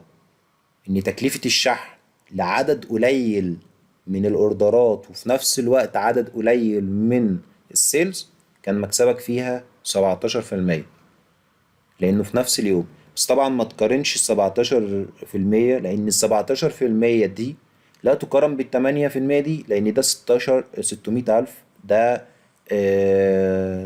100 116. بس في نقطة مهمة، تعالوا بقى نحطها. انا على فكرة معاكوا كده عايش، عارف انت اللي هو ايه. تعالوا نشوف في الداتا هتودينا لفين اصلا. عدد المنتجات اللي انطلبت او عدد الاوردرات اللي انطلبت. تعالوا نحط هنا الكاستمر اي دي ونعمل كاونت. تمام. ده عبارة عن 2700 اوردر. ده عبارة عن 7500 اوردر. ده عبارة عن 103 اوردر. وده عبارة عن 300 ألف اوردر. فلك ان تتخيل، انا عايزك بس تمسك اول واحد اللي هو السيم داي، وتمسك اللي هو الستاندرد كلوز، بلاش الاتنين اللي في النص. لما تيجي تبص على ان ده 300 الف شحنة عبارة عن 600 الف، وده عبارة عن 2000 شحنة عبارة عن 116 الف. نسبة وتناسب تلاقي لا ان انت توصل 2000 شحنة بس تكسب تكلفتهم 116، تكسب 116 احسن ما توصل 300 الف شحنة وتكلفتهم 600 الف. مجرد بس ايه يعني عرض خواطر كده معاكم. حلو. طيب فهي مش مجرد اشكال بنرميها يا شباب، ها. يعني هي مش شوية اشكال احنا بنيجي ايه ده تعالى نحط اعمل خلي سوي وخلاص.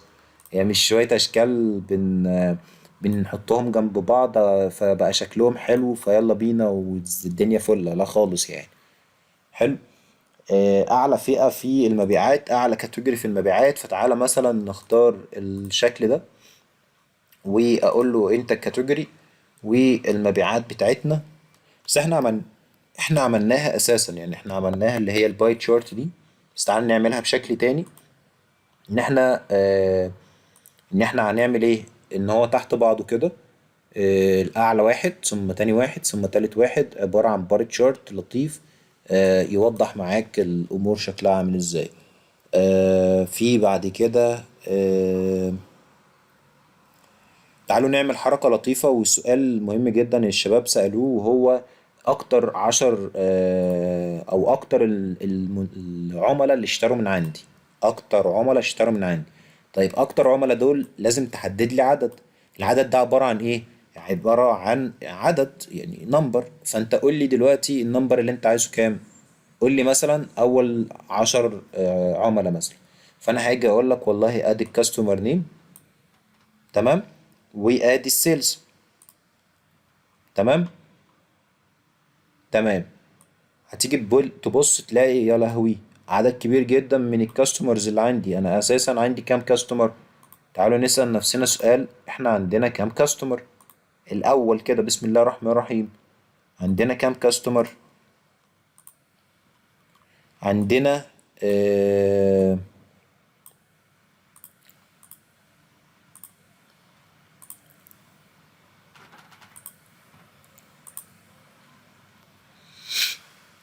عندنا 17,000 كاستمر. حلو. عندنا 17,000 كاستمر. 17,000 كاستمر دول اللي هم باينين قدامك دول، ما اعتقدش ان هم 17,000 كاستمر. هم 700 كاستمر. هم 700 700 كاستمر عندي او 700 شخص المفروض انهم يشتروا من عندي. انا عايز بقى هنا كده بدل ما يظهر لي ال 700 اللي انتوا شايفينهم قدامكم دول، انا عايز يظهر لي اول 10 بس او اول 20 مثلا. حلو. بعمل الحركة دي بطريقة لطيفة جدا، ان انا بروح لفلتر واقول له يا فلتر اعمل لي فلتر على الكاستمر نيم نهوت. والكاستمر نيم ده اختار لي منه حاجة اسمها التوب نمبر. التوب نمبر دي انا هديك هنا 10. ال10 دي عبارة عن ان انت هتفلتر بناء على السيلز. ابلاي فلتر، فجاب لي من هنا كام يا شباب؟ جاب لي اول 10 بس. شفتوا؟ كان في 790 يعني 800 واحد. لا هنا عبارة عن 10 اشخاص بس. اهو.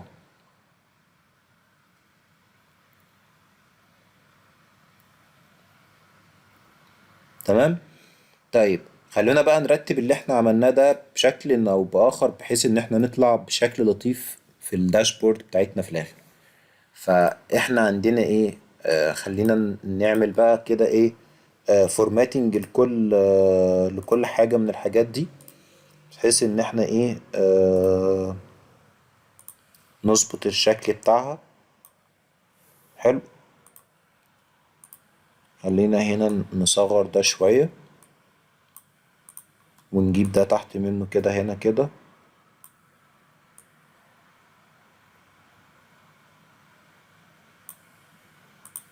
ونصغر ده كمان. نصغر ده كمان. هات الجدول هنا في الجنب خالص.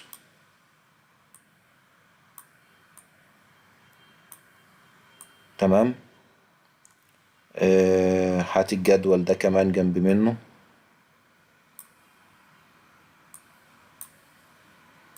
يلا يابا.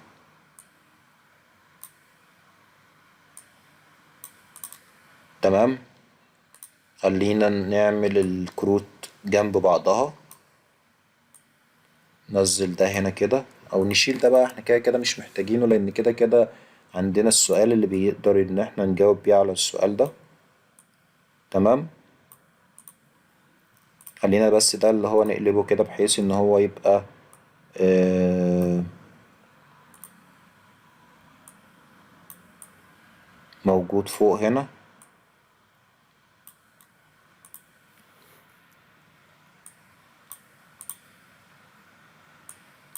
خلينا نزود ده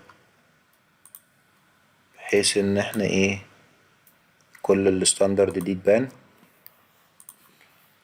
خلينا نصغر ده ونكبر ده.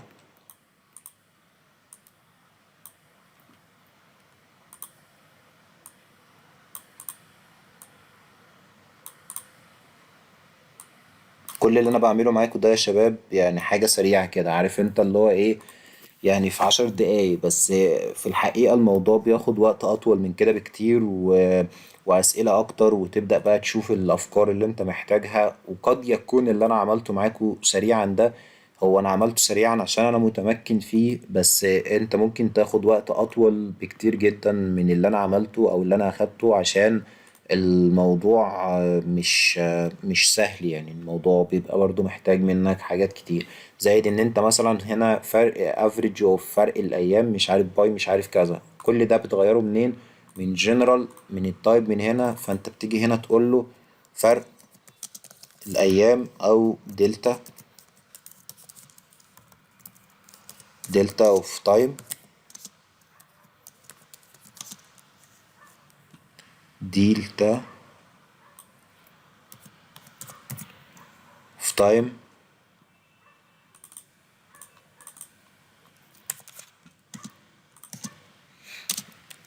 تو شيبنج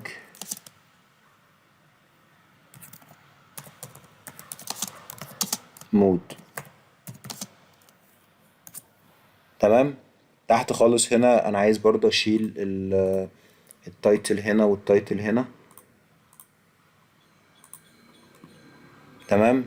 آه نفس الكلام sum of sales، ممكن تشيلها خالص او تعدلها، بتكتب بقى الصيغة اللي انت عايزها.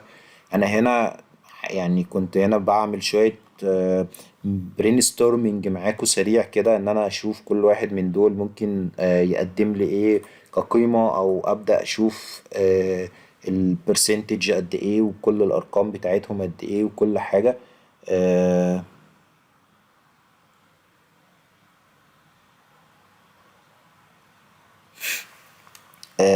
ففي أسئلة جت، خلونا نسأل الأسئلة. خلونا نسأل، نفتح المايكات ونسأل الأسئلة. تمام. خلونا نجيب ده تحت خالص هنا ونحطه في مكانه. أنا معاكم يا شباب، لو في أي سؤال أو أي استفسار يعني. ممكن أكتر صنف يوجد به مرتجعات. حلو جدا السؤال اللي انت سألته، بس انت هنا مفيش حاجة فيها مرتجعات. في مرتجعات في جدول آخر. لما بنيجي نعمل بقى داتا موديلنج ونربط الداتا ببعضها وهكذا، احنا بنعمل حاجة اسمها بنربط كذا جدول هنا ببعض، فيهم من ضمنهم جدول المرتجعات. وبنربط المرتجعات بجدول الاوردر عشان نعرف المنتجات اللي رجعت اكتر من الاصناف اللي رجعت، تكلفة المنتجات اللي رجعت دي كانت كام، حتى الشحن اللي كان تم كان تكلفته قد ايه. وده المفروض هيبقى عبء عليا برضو، لان المنتجات المرتجعات دي بتبقى عبء عليا. في كل التفاصيل دي بتبقى موجودة طبعا، بس ده وقت يعني وقتنا ضيق ان احنا نشرح بالتفصيل. احنا قلنا بس ان احنا هنا كورشة بنبدأ نشوف احنا ممكن نستغل او نستفاد ازاي من الباور بي اي. حتى البري بروسيسنج اللي انا اتكلمت عنه النهاردة ده، هو مجرد يعني مش عايز اقول حتى 1/10، هو ما سواش 1/10 من البري بروسيسنج اللي المفروض بيتم يعني. وفي مشاريع كتيرة جدا زي ما انا قلت لحضراتكم كمان، يعني فيها كم كبير جدا من الايرورز اللي ممكن تغيب في بايام كاملة عشان تقدر ان انت تشتغل او تخلص البري بروسيسنج ده يعني. تمام. في سؤال جاي بيقول هل الشركة بتديك الداتا وانت اللي بتسأل الأسئلة دي وتحلل البيانات، ولا بتديك الداتا والأسئلة اللي هي عايزاها وبتحلل بناء على أسئلة الشركة؟ جميل جدا السؤال ده. بصي، انت والشركة اللي بتتعاملي معاها، في شركات بتسمح لك ان انت تفكر وتساعدها، وفي شركات او في ناس ما طالبة واحد اتنين تلاتة بالظبط، هي عايزة واحد اتنين تلاتة، ولا بقى زيادة ولا نقصان. ولو اي حاجة عندك زيادة هي مش عايزاها. حلو جدا حلو جدا. بس في الغالب ده ما بيحصلش. هما في الغالب بيدوك يعني انك تطرح او تفتح افاقك والعنان بتاعك في ان انت تساعدهم وتفكر معاهم. يعني مثلا على سبيل المثال، ده بروجكت حقيقي كنت اشتغلت عليه. العميل طلب ان اونلاين طبعا، كان طلب ان هو يشتغل على داتا بتاعت الداتا بتاعته عادي جدا. جينا اشتغلنا على الداتا بتاعته وظبطنا الدنيا وخلصنا كل حاجة والدنيا زي الفل، مفيش مشكلة خالص. وهو بيشرح لي الداتا بتاعته، فالداتا بتاعته دي هي عبارة عن ايه؟ هي عبارة عن آه، داتا كتيرة جدا كانت بتاعت سبلاي تشين واوبريشنز بتاعت شحن وتوزيع وهكذا. فالعميل طلب مني بالظبط والله العظيم 3 اسئله اقدر ان انا ابني الداشبورد على اساسها بالظبط، اللي هو 3 اسئله. العميل عايز الداشبورد دي. تمام. فانا وانا معاه شفت الداتا، لقيت ان الداتا دي انا كتبت ما يقرب من 50 سؤال. الداتا دي ممكن نطلع بيها من هذه الشرح اللي هو شرحه يعني. فلقيت ان انا بعد ما خلصت التاسك وسلمت التاسك وعملت كل حاجة وخدت فلوسي، جيت قلت له يا باشا بعد اذنك والله الداتا اللي انت شرحتها لي دي تقدر ان نقدر نطلع بيها بواحد اتنين تلاتة اربعة عشرة. قال لي واو يلا بينا نبدأ ونكمل على اللي احنا عملناه. عايز اقول لك ان بدل ما كنا عملت التاسك في اسبوعين، احنا خدنا 4 شهور او 5 شهور انا شغال مع الشركة دي على نفس البروجكت. وكل يوم في تطوير وكل يوم في داتا وفي كل يوم في كذا، وتفاصيل كتير جدا. ففكرة ان انت تبقى انت شايف ان بس ال الداتا بتاعتنا او العميل طلب منك حاجة، ده مش معناه انك توقف دماغك او انك توقف انت تشتغل في ايه او اي حاجة من الحاجات دي خالص. انت يا باشا ان طلب منك واحد اتنين تلاتة خلاص قشطة جدا. تعامل على هذا الاساس، بس لو انت عندك حاجات زيادة قولها له بس بعد ما تعمل منه الاساس اللي انت عملته. تمام. اتفضل يا باشمهندس محمود. مساء الخير على حضرتك، مساء الخير على مساء الخير. الأستاذ. أنا سؤالي بالنسبة للداتا اللي موجودة معانا على الشيت دوت، هو أنا أقدر أعمل سبليت للداتا ديت، إن أنا آخد مثلا مثلا الأوردر أي دي أو الأوردر ديت والشيب ديت، بعض الداتا منها، وأعملها سبليت على شيت تاني، يبقى عندي أكتر من شيت وأقدر أعمل ريليشن ما بينهم، وبعد كده أبدأ أخش أعمل الفيس بتاعتي على الباور بي أي، ولا أشتغل دايركت كده؟ معنى يعني لو شغلت دايركت كده على الشيت، انا ما فيش، مش هقدر اعمل ريليشن ما بين الكولم وبعضها. هل في امكانيه ممكن ان انا تساعدني ان انا اقدر اعمل سبليت للداتا دي اكتر من شيت واقدر اعمل ما بينهم ريليشن؟ ده طيب حلو السؤال. جدا حلو جدا السؤال. خلينا اجاوب على السؤال بتاع حضرتك. اول حاجة، انا الداتا اللي عندي دي انا بكل سهولة قادر ان انا اعمل ما بين الاعمدة وبعضها ريليشنز عادي جدا. يعني انا مش مطالب او مش مضطر ان انا افصلهم واعمل كل حاجة في جدول مختلف. بالعكس، انت لما تحطهم كلهم في جدول واحد انت كده يعني مش عايز اقولك انك بتزود البرفورمانس، لانه لما بيجي يعمل اكشن معين هو رايح يجيب الاكشن من مصدر واحد بس اللي هو مصدر الاوردر داتا او الاوردر ديت او الاوردر ده عموما. فلما اجي بقى انا اروح على ان انا اقسم له الداتا بتاعتي دي على مثلا 4 5 جداول واعمل ما بينهم ريليشن، فانا لما بيجي يعمل استدعاء من جدول في جدول تاني، فده بيخلي بدل ما رايح يجيب الداتا من سورس واحد بس او يستدعي البيان من سورس واحد بس، هو رايح يستدعي البيان ده من اكتر من سورس. فممكن انت كوقت او كداشبورد ما تلاحظهاش، لان ممكن تكون الداتا بتاعتك مش كبيرة ومش صعبة ومش حجمها مش كبير لان هو يروح يستدعيها، فممكن ما تلاحظهاش اساسا كتقل كبرفورمانس. بس لما مثلا اجي احكي لك على بروجكت احنا بنشتغل معاه، هو بيستدعي البيانات اسبوعيا من 200 ملف. اسبوعيا من 200 ملف يعني شهريا من اكتر من 800 ملف. ده في شهر واحد بس. الشهر اللي بعده بيستدعيه من 800 ملف تانيين، فانت بتتكلم في كم كبير جدا. قلنا نعمل كاستمايز لل 800 ملف انهم يكونوا 200 ملف، وال 200 ملف يتم التحديث عليهم شهريا. فلقينا ان كل شهر 200 ملف، ففي كل شهر 200 ملف في شهر في شهر في شهر، يعني 3 شهور يعني انت بتتكلم في 600 ملف او 600 شيت او 600 جدول. فلما تيجي بقى تتعامل مع ال 600 جدول اللي انت بتتكلم عليهم دول، ان انا اعمل سبليت للقيم معينة من جوه جدول كبير بان انا اقسمه، ده معناه انه هيروح يجيب المعلومة من اكتر من جدول.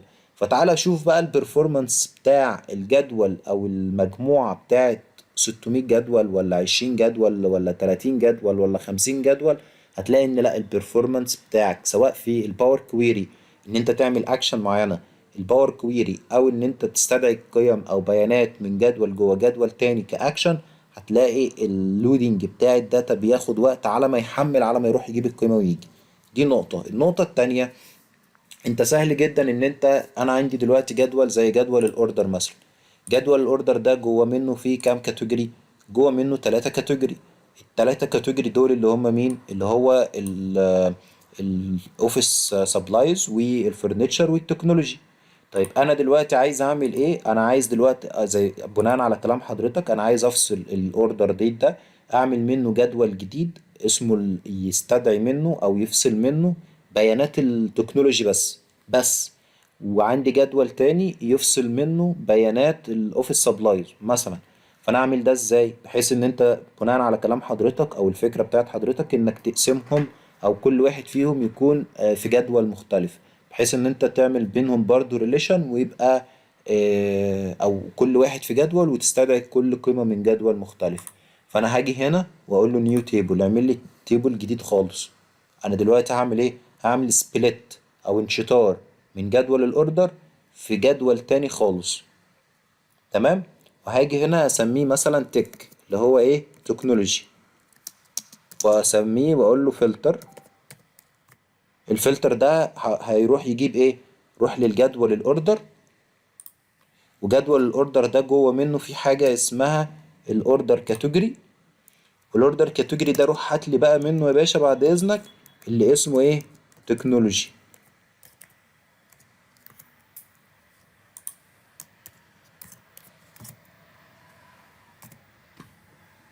فهو دلوقتي عمل ايه يا شباب؟ عمل جدول جديد تماما غير جدول الاوردر خالص. عمل جدول جديد تماما اسمه جدول التك. جوه جدول التك ده نفس الاعمدة بالظبط. هو خد كأنك عملت تصوير لجدول الاوردر جوه جدول التك، خدت منه نسخة طبق الاصل بالظبط. بس الداتا اللي موجودة جواه، الداتا دي كلها كده بالظبط بالدليل القاطع بتاعها للكاتيجوري بتاع التكنولوجي بس. طيب عايزين نعرف ده حقيقي ولا لا؟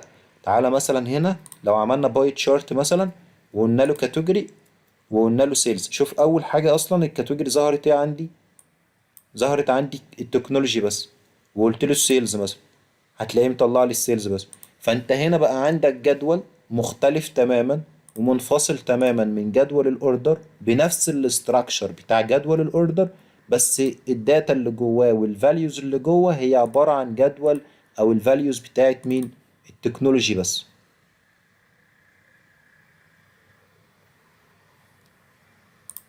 تمام.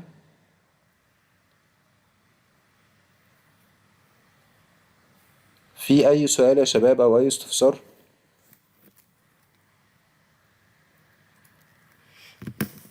طب في اي حد عنده اي مشكلة او شايف ان هو مش فاهم جزئية معينة تم شرحها النهاردة؟ يفتح المايك على طول يعني.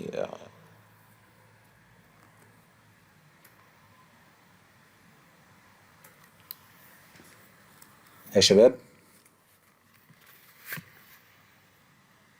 طب هو معلش، هو معنى يعني هو انا ممكن اقدر بالباور بي اي اعمل اي حاجه بالداتا واستغنى عن الاكسل والبايثون وكل الحاجات دي؟ آه لو هتسألني انا، اه طبعا كل حاجة. يعني انا مثلا يوم ما بينطلب مني تاسك معينة، انا ما بعملهاش غير بالباور بي اي. هتيجي تقول لي طب والاكسل؟ حاجة اقول لك الاكسل انا بتعامل معاه على انه داتا سورس، داتا بيز بخزن فيه البيانات. تيجي تقول لي طيب اي اكشن ممكن اعمله جوه الاكسل مش لازم ابقى محترف اكسل؟ اقول لك لا، انت مش لازم تبقى محترف اكسل، لانك انت دلوقتي خزنت الداتا بتاعتك في الاكسل بشكل معين. حلو. بعد كده انت محتاج منها ايه؟ محتاج منها حاجات كتير جدا. محتاج تعمل معالجة للبيانات، محتاج تعمل تفاصيل. طب هقول لك على حاجة. يعني خلينا انا دلوقتي، او بلاش يعني ايه عشان بس الشباب آه يبقوا معانا، او حاليا هيبقى صعب ان احنا نفتح الداتا لان انا اساسا مش فاتحها، وانا عامل شير سكرين فمش قادر، يعني مش هينفع نفتح الداتا. بس في انواع كتير جدا من الداتا اللي موجوده او الفاليوز اللي موجوده جوه الباور بي اي. مجرد او الاكسل، انت مش بتديك عليها ايرور. هو الباور بي اي بيطلع لي ايرور على اي اساس يا شباب؟ طب ما الاكسل ما بيطلعليش ايرور. يعني معلش، يعني بسم الله الرحمن الرحيم كده، وانا جاي شغال على اي داتا في الاكسل ما بتطلعليش ايرور. لما اجي استدعيها جوه الباور بي اي تطلع لي ايرور. طب بسم الله الرحمن الرحيم، هي الداتا دي ملبوسه ولا ايه؟ لا، هي مش ملبوسه. بس الباور بي اي اسمه باور بي اي بزنس انتليجنس، عنده من الذكاء الكافي ان هو يتتكت قيم معينه ويتتكت فاليوز ويتتكت اوبريشنز معينه، بناء عليها بيطلع لك ان القيمه دي غلط او القيمه دي صح. يعني اوتوماتيك. انا هنا في الباور بي اي ما قلتلهوش مثلا ان ده تاريخ، صح؟ يعني انا ما قلتلهوش ان القيم اللي هتظهر قدام حضراتكم دلوقتي دي، انا ما قلتلهوش مثلا ان الاوردر اي دي ده او الاوردر ديت ده تاريخ مثلا. انا ما قلتش كده، هو الاوتوماتيك عارفها لوحده. ما قلتلهوش مثلا ان ده تكست، لا هو عارفها لوحده. طيب عرفها لوحده منين؟ شفت انت الاكشن اللي اسمها البروموتد هيدرز دي؟ هو عملها لوحده برضه، مش انا اللي عملتها. تمام. طيب هل الباور بي اي عنده انه يتكت الداتا تايب اوتوماتيك لوحده؟ من امر اسمه ترانسفورم، في حاجه اسمها تيتكت داتا تايب. فالباور بي اي عنده من الكفاءه او عنده من الانتليجنس داخل منه انه يعمل اي حاجه انا عايزها منه. طب هتيجي تقول لي طب والاكسل؟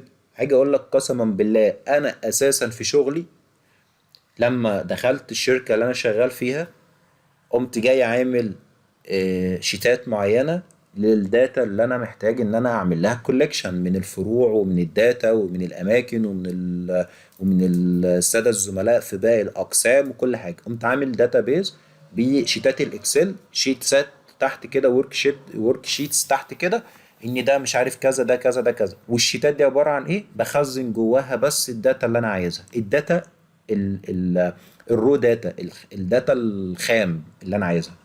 وباجي بعد كده ادخل على الباور بي اي، اقوم عامل كونكت للباور بي اي مع شيتات الاكسل اللي انا شغال عليها دي، واطلع بقى كل الانسايتس واطلع كل التقارير. مجرد بس ما المدير يطلب مني ان انا عايز تقرير عن الحاجة الفلانية، في اقل من 5 دقايق ولا 10 دقايق بعمل الامر.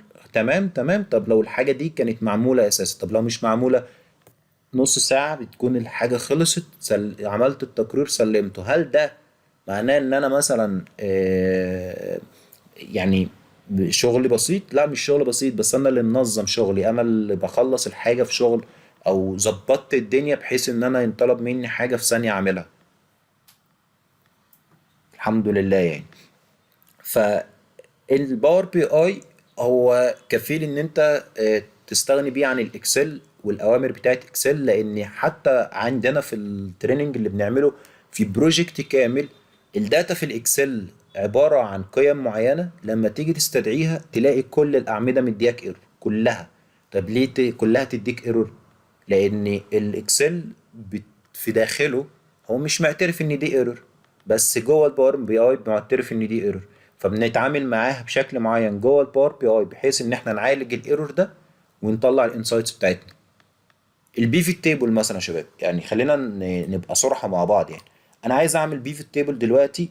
انا دلوقتي عندي الداتا بتاعتي ايه؟ لو اي حد من حضراتكم مثلا شغال في الاكسل مثلا، فانت عندك دلوقتي الكاتيجوري، ادي الكاتيجوري اهو، متكررين كتير تحت بعضهم وكل حاجة من الحاجات دي. اي طلب بينطلب من حضرتك مثلا انك تعمل بيفت تيبل لمثلا مجموع الاوفيس والسيلز والكلام ده كله، انت هنا في لحظة انت استدعيت الداتا وهتقوم جاي عامل جدول. الجدول ده تقوم حاطط فيه الكاتيجوري وتقوم جاي حاطط فيه السيلز. فين السيلز؟ السيلز تحت خالص، ادي السيلز، ادي السيلز. انت في اقل من لحظة يا شباب بقيت عامل بيفت تيبل في اقل من منت. يعني اللي هو مفيش دلع بعد الدلع. حلو. عايز تعمل مثلا طب البيفت اللي انت شايفه قدامك ده، قلت لي لا ده انا عايزه كمان يتقسم للسب كاتيجوري بتاعه كمان. ماشي يا باشا، حاضر. هاجي هنا ادي السب كاتيجوري، فين الهيدرز؟ لحظة واحدة. آه، اهو زي الفل. انا عايز سب كاتيجوري، اقوم جاي جايب السب كاتيجوري تحت منه، سب كاتيجوري.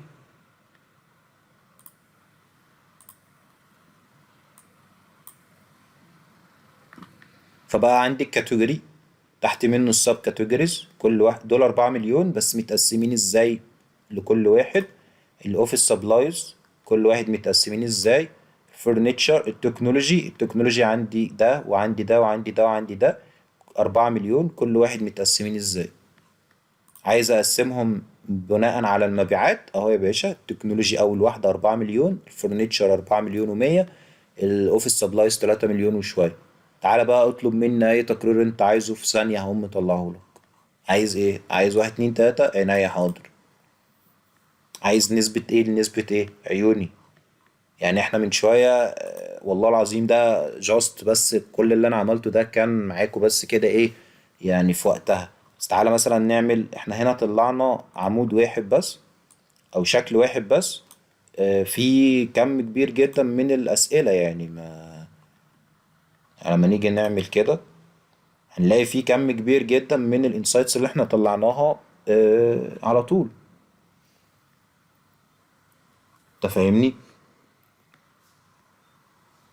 فالباور بي اي انا شايف ان هو اول حاجه يستغنى عن البايثون لو انت هتستخدم البايثون جاست بس ان انت تكون محلل بيانات. دي نقطه. النقطه التانية الاكسل. الاكسل انت في الكورس حتى اللي انا بديه انا بتعامل معاك ان اديك انواع معينه من التيبلز الموجوده جوه الاكسل اللي هي غير مهيئه انك تقدر تستدعيها جوه الباور بي اي. مجرد ما انت تهيئ هذه الجداول بشكل معين في الاكسل تقدر تستدعيها جوه الباور بي اي وتعامل معاها زي ما انت عايز بقى جوه الباور بي اي. وبنشتغل في البري بروسيسنج في للداتا جوه الباور بي اي بشكل غير يوصف. يعني حقيقي انا بقعد اقول والله انا المدير طلب مني ايه في الحته الفلانيه، او لما كنا شغالين لبروجكت مثلا للوزاره اكس في السعوديه، او لما كنا شغالين في بروجكت معين لوزاره الفلان في الحته الفلانيه او للشركه الفلانيه، طلع معانا ايرور بالشكل الفلاني وتعاملنا معاه بواحد اتنين تلاته. فانت بقى عندك اساسا من خلال التريننج اللي بيتم انت عندك كم كبير جدا من النولج اللي انت هتقابلها على ارض الواقع. هو انا مش باجي اشرح لك كورس او تريننج فيديوهات اللي هو سبليت بتعمل واحد اتنين تلاتة معرفش ايه، بنعمل واحد اتنين تلاتة ده بنعمل واحد اتنين تلاتة. مش بيتم كده، بيتم من ارض الواقع وامثلة حقيقية. والداتا اللي حضراتكم بتشتغلوا عليها هي داتا ريال من ارض الواقع. يعني التاسك اللي الشباب شغالين عليه واللي هيسلموه بكرة المفروض ان التاسك دي هي تاسك ريال بتاعت بروجكت حقيقي. اي نعم باجي بس اغير في ايه، اغير في اسماء الاعمدة اللي موجودة فوق دي، بس الداتا اللي جوه دي هي داتا ريل، داتا ريال حقيقية. عشان بالايرورز بتاعتها بسلطاتها ببغنوجه بكله. ليه بقى؟ لانه عايزه يشوف ازاي لما يتقابل داتا ريل بتاعت شركات وبتاعت ناس هيتعامل معاها بشكل عامل ازاي. وكل بروجكت بيكون ليه استراتيجية معينة وهدف معين، في تارجت نطلع بيه من البروجكت ده. خلصناه تعالى ندخل على بروجكت تاني نشرح حتة معينة طبقها في البروجكت ونشوف هتتعامل مع ازاي مع الداتا دي. بنشرح كل حاجة تقريبا يعني بالتفصيل يعني. بروجكت مثلا زي اللي انتوا شايفينه قدامك ده، ده الاستفتاح. يعني عارف انت اللي هو ده الاستفتاح بتاع الكورس اساسا. يعني الداتا دي برضو دي الداتا اللي انا بستخدمها عندي في التريننج اللي انا بقدمه. بس الداتا دي اساسا في حد ذاتها انت ممكن تبني بيها اكتر من 15 بروجكت مش بروجكت واحد بس. وبندخل بقى ديبلي اكتر وبنتعامل بيها اكتر وكل واحد بقى يقول افكار وكل واحد يبني الداشبورد بتاعته وبناء على ايه بنى الداشبورد دي وفكر ازاي وايه اللي انت ضفته زيادة عن اللي احنا كنا عملناه قبل كده. طيب تعالى على بروجكت تاني انت عملت فيه ايه، طب لما تمر بالازمة الفلانية او بالمشكلة الفلانية هتتعامل فيها ازاي. احنا مثلا على سبيل المثال لما كنت في مركز المعلومات ودعم اتخاذ القرار بمجلس الوزراء، احنا فضلنا التيم كله احنا كنا في باور بي اي انجينيرنج او باور بي اي ديبارتمنت. فالقسم كله شغال باور بي اي. فحقيقي كلنا في امر معين كده وقف معانا ان احنا ازاي ننفذه. فضلنا اسبوعين ندور عليه ازاي اساسا يعني نلاقي حل للمشكله دي. في الاخر احنا لقينا حل، بس غبنا قد ايه؟ غبنا اسبوعين. بس الفكره ذات نفسها في ان انت ازاي اساسا هتفكر في حل المشكله، وهل لما تقابلك مشكله يعني هتعديها، اللي هو ايه، لا يا عم مش هعملها، ولا تاخدها تحدي في ان انت تلاقي فعلا حل للمشكله. هو الميزه كمان دلوقتي الباشمهندسه امل حتى قالت لحضراتكم ان انا عملت ديسكاونت غير الديسكاونت اللي اوريدي موجود، للناس اللي اوريدي هتبعت الكود اللي هو داتس 300، بحيث ان هم الناس دي هي دي الناس اللي هي جايه من الجروب، الناس اللي حضرت الورشه.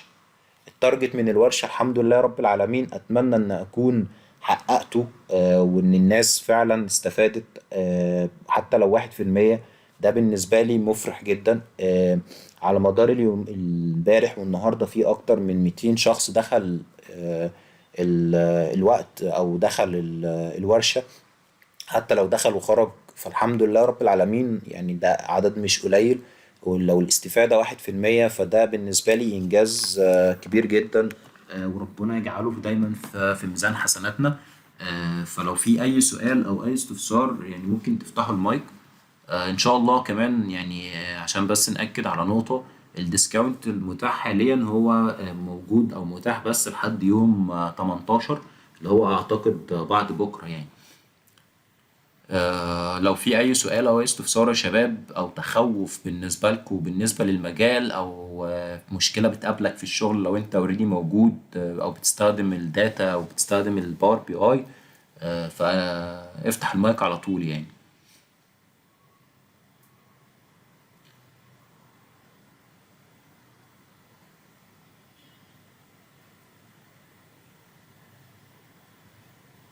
طيب يعني أعتقد إن كده مفيش سؤال أو مفيش أسئلة يا شباب.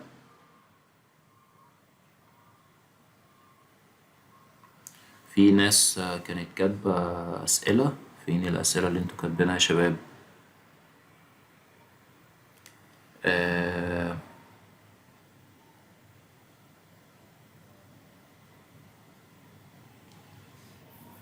we have to know SQL not necessary بجد يعني. السيكوال اللي هقول لك بس مش مطلوبة. سيكوال لو انت جات لك فرصة انك تتعلم سيكوال اتس اوكي، ما تجاتش فرصة خلاص عادي جدا. آه، انا لما رحت اكتر من شركة واشتغلت مع اكتر من شركة، فكل شركة من الشركات دي كان عندهم ناس، احنا كنا باور بي اي او داتا قسم الداتا اناليسيس، بس عندنا ناس تانية اوريدي مسؤولة عن الداتا بيز، اسمهم الديبارتمنت الداتا اناليسيس، اسمه ايه ده، الداتا بيز ديبارتمنت. دول ناس مسؤولة عن الداتا بيز، وهم اللي ليهم اليوزر او عندهم الاكونتات اللي تقدر تاكسس على الداتا بيز. ففي الغالب كانوا لما نطلب داتا من الداتا بيز كانوا هم يا بيفتحوا لنا جيت واي نربط بيها دايركت مع الباور بي اي. يعني على فكره الباور بي اي في الشركات انت ممكن ما تبقاش محتاج سيكوال، انت محتاج ان انت تربط دايركت مع يعني في بروجكت كامل احنا كنا شغالين عليه. والله العظيم احنا ما استدعيناش داتا ما كتبناش كود واحد سيكوال. انا قمت جاي معمول لنا جيت واي، ما اتفتح لنا جيت على او يعني خط كده ما بين الداتا يوزر معين نفتح بيه السيرفر، وقمنا رابطين الباور بي اي بالسيرفر. احنا مش لسه عاملين من شويه ان الباور بي اي عنده اكتر من 133 مصدر للداتا، منهم بقى سيكوال سيرفر واوريكل واجار واي دبليو اس وكل الكلام ده. لما تيجي بقى انت تربط الكلام ده مع الباور بي اي، فالباور بي اي هو اللي بيستدعي دايركت الداتا دي من الداتا بيز، فانت مش محتاج اساسا تكتب سيكوال.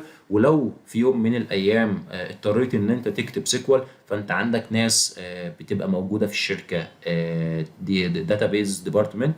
ولو انت بقى خلاص قفلت الدنيا ومحتاج ان انت اللي تكتب اوامر سيكوال او تكتب سيكوال عشان تطلع داتا معينه من الداتا بيز، ف كده كده اساسا في التريننج احنا بندي كتاب، الكتاب ده بفلوس اساسا بس بنديه فري مع التريننج.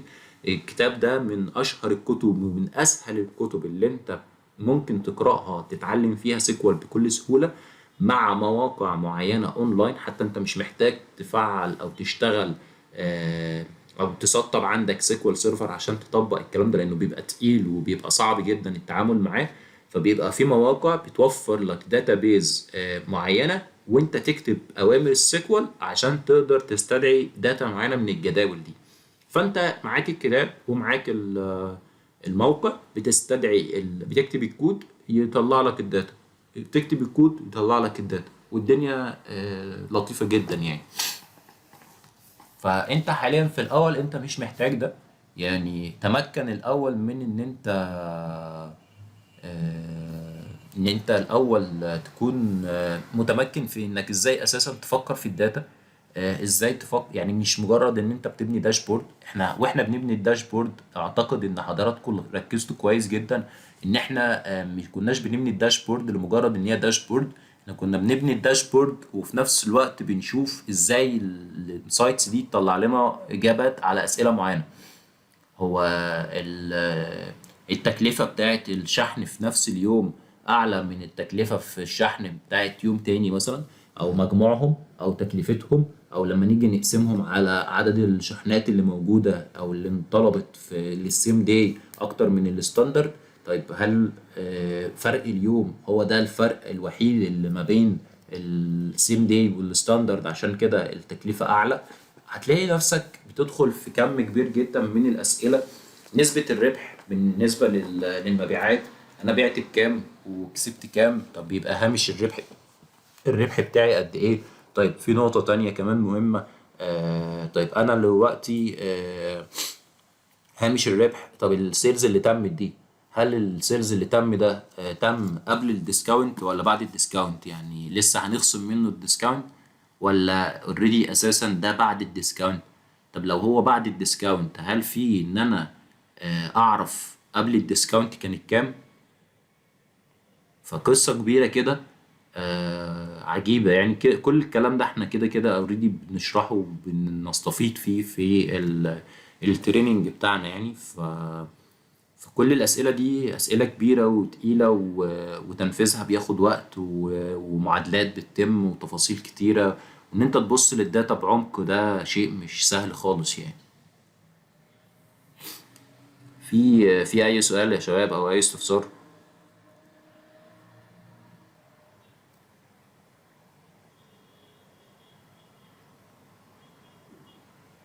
طب هو يعني اتفضل. آسف. هو ايه نوع البروجكت اللي احنا هنشتغل عليه؟ ويعني انا ما اعرفش حضرتك اتكلمت عن ده قبل كده ولا، بس انا مع يعني انا كملت نص بس المحاضرة الأولانية وما قدرت أكمل تاني يعني. فأنا عايز أعرف بس ايه نوع البروجكت اللي احنا هنكمل يعني نشتغل فيه يعني، وامتى هنسلمه كده. هو مش بروجكت واحد، هو أكتر من بروجكت. هو الفكرة نفسها ان كل بروجكت بيبقى ليه استراتيجية معينة وهدف معين وكمية ايرورز معينة انت بتقابلهم. فكل بروجكت انت هتشتغل عليه ليه هدف معين. يعني مثلا قصة ال 200 ملف مثلا اللي احنا كنا بنتكلم عليهم من شوية، لما تيجي تقابلهم على أرض الواقع هتتعامل معاهم ازاي؟ في بروجكتات، يعني أنا مثلا كل المشاريع تقريبا اللي اشتغلت عليها بنكريت ليها داتا وبتتعامل على نفس الداتا دي بالظبط كأنك بتتعامل مع ريال بروجكت.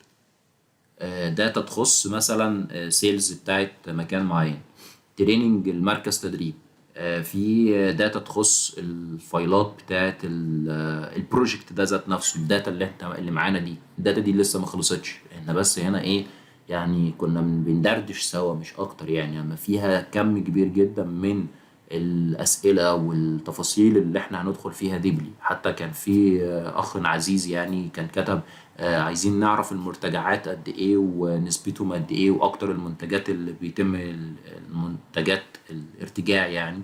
ففي داتا معانا زيادة، جداول زيادة موجودة بنبني بيها موديلنج مع الاوردر ديت، بحيث ان احنا نقدر نعمل ربط ما بينهم